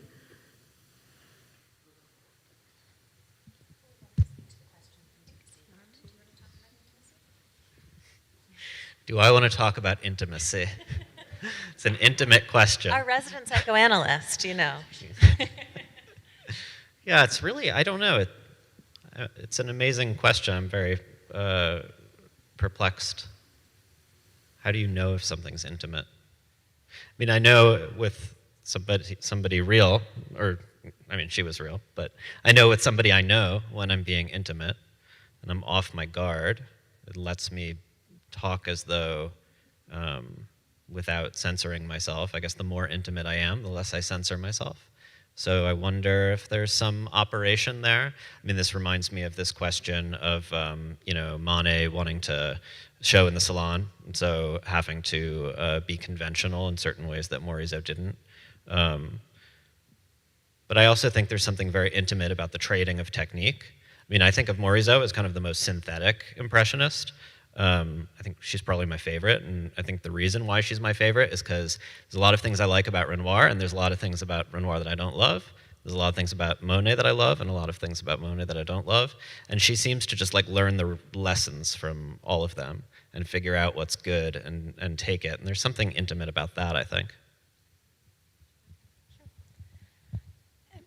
Of course, this question of intimacy also has to be read through the familial context, since Morisot and Manet are members of the same family. And one of the things I tried to do in some of my earlier work on Manet was to show the extent to which the family is modernity. That, we talk about the Impressionists and also the Realists, kind of painting modern life, and as Mary alluded to earlier, there's this famous article by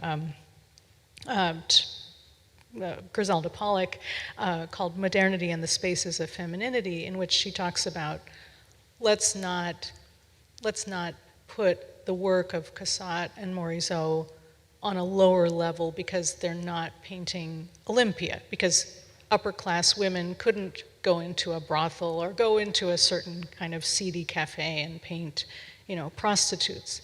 So that's why we see images of domesticity in the work of women artists. I was also trying to say that images of the family are images of modernity, that really all of these artists are to some extent painting their own social worlds and their partners, their familial worlds. And so that kind of intimacy is an essential part of modernism. Yeah, that's a great question. I think sometimes we separate this idea of intimacy and modernism, but the two are intertwined. If you think about intimacy, the definition of intimacy is about sharing. So intimacy is what's shared between two people or two ideas. So if we think about modernism in a different way, and we open it up, it is, as Nancy and Harman have said here, it's about this idea of sharing practice, about collaboration, and it doesn't really fit maybe with the old-fashioned idea of the myth of the artistic genius. That's why we don't like it in art history, because it's messy. Intimacy and modernism is messy, but modern art is messy, and it is about taking and sharing, but it's also about the viewer, and it's about, and Mallarmé said this, that the work of art is only finished when it's seen by the viewer. That's the idea. It's shared with us, and everyone, as Anne said, creates the painting. The painting's finished by the viewer, so it's the two are absolutely intertwined.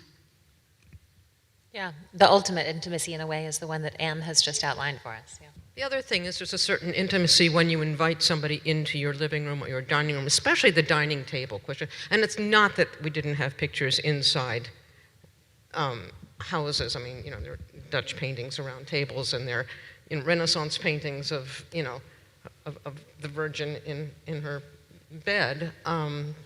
But there's something about the 19th century pictures that I find you've been invited into their home, and that's rather lovely.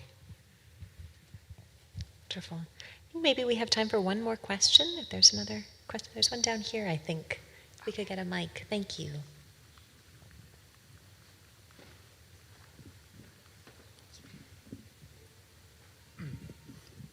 Hi there. This is overall been a great discussion.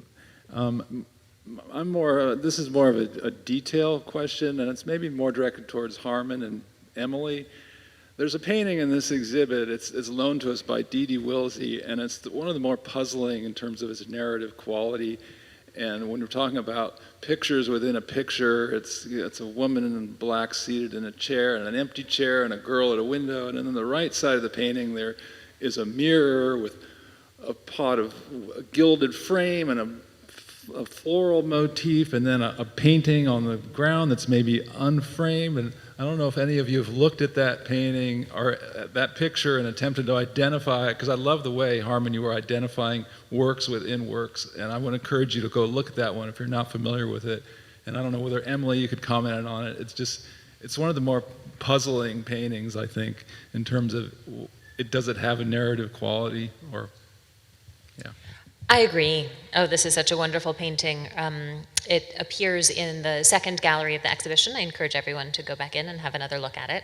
There's a woman dressed in black, seated beside an empty chair, with a woman and child in the background peering out a window.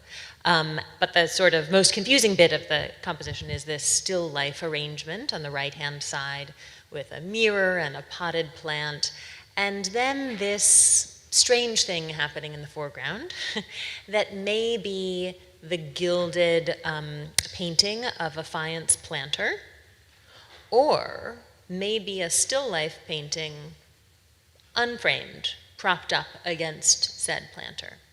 And it has been interpreted in both ways by different specialists. And obviously, I'm keen to know all of your thoughts on this. The seduction, of course, of imagining this as an unframed painting, sort of slipped behind the young woman's chair, is that it opens up the possibility that we are in one of these hybrid living, working spaces occupied by Morisot from the middle 70s onwards, and that this young woman is meant in some way perhaps to be an avatar for her, faced with a choice, potentially between a suitor, the empty chair, and her own painting career. But that's a big read.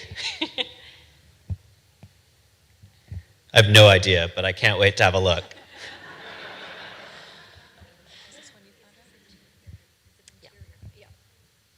Yes, I think I know what you're talking about. Yeah, the painting's called Interior, and it's interesting that it's called Interior as well. Yeah, there are different, 100 different ways of looking at this. I think in my book, I focus on the whole idea of waiting. It's a painting about waiting, and that's interesting in the 19th century. And the space is, the whole idea of the antechamber in house. My book is about houses and homes and how Morisot uses space within. So it's linking into what Harmon's talking about here, how space is used as a compositional device, but as an aesthetic, not just from a subject perspective. And so this idea of waiting, this waiting space, can be interpreted on multiple levels. And so there's these in-between hybrid space between a space. So, the painting is also in between. So it's about layers. But it's exactly that. It's the fact that there's not just one interpretation. That mightn't be neat enough, but that's the answer.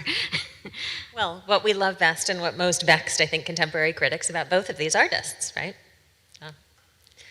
Well, I think perhaps we'll leave it there. Enormous thanks to all of you, and many thanks to you for joining us.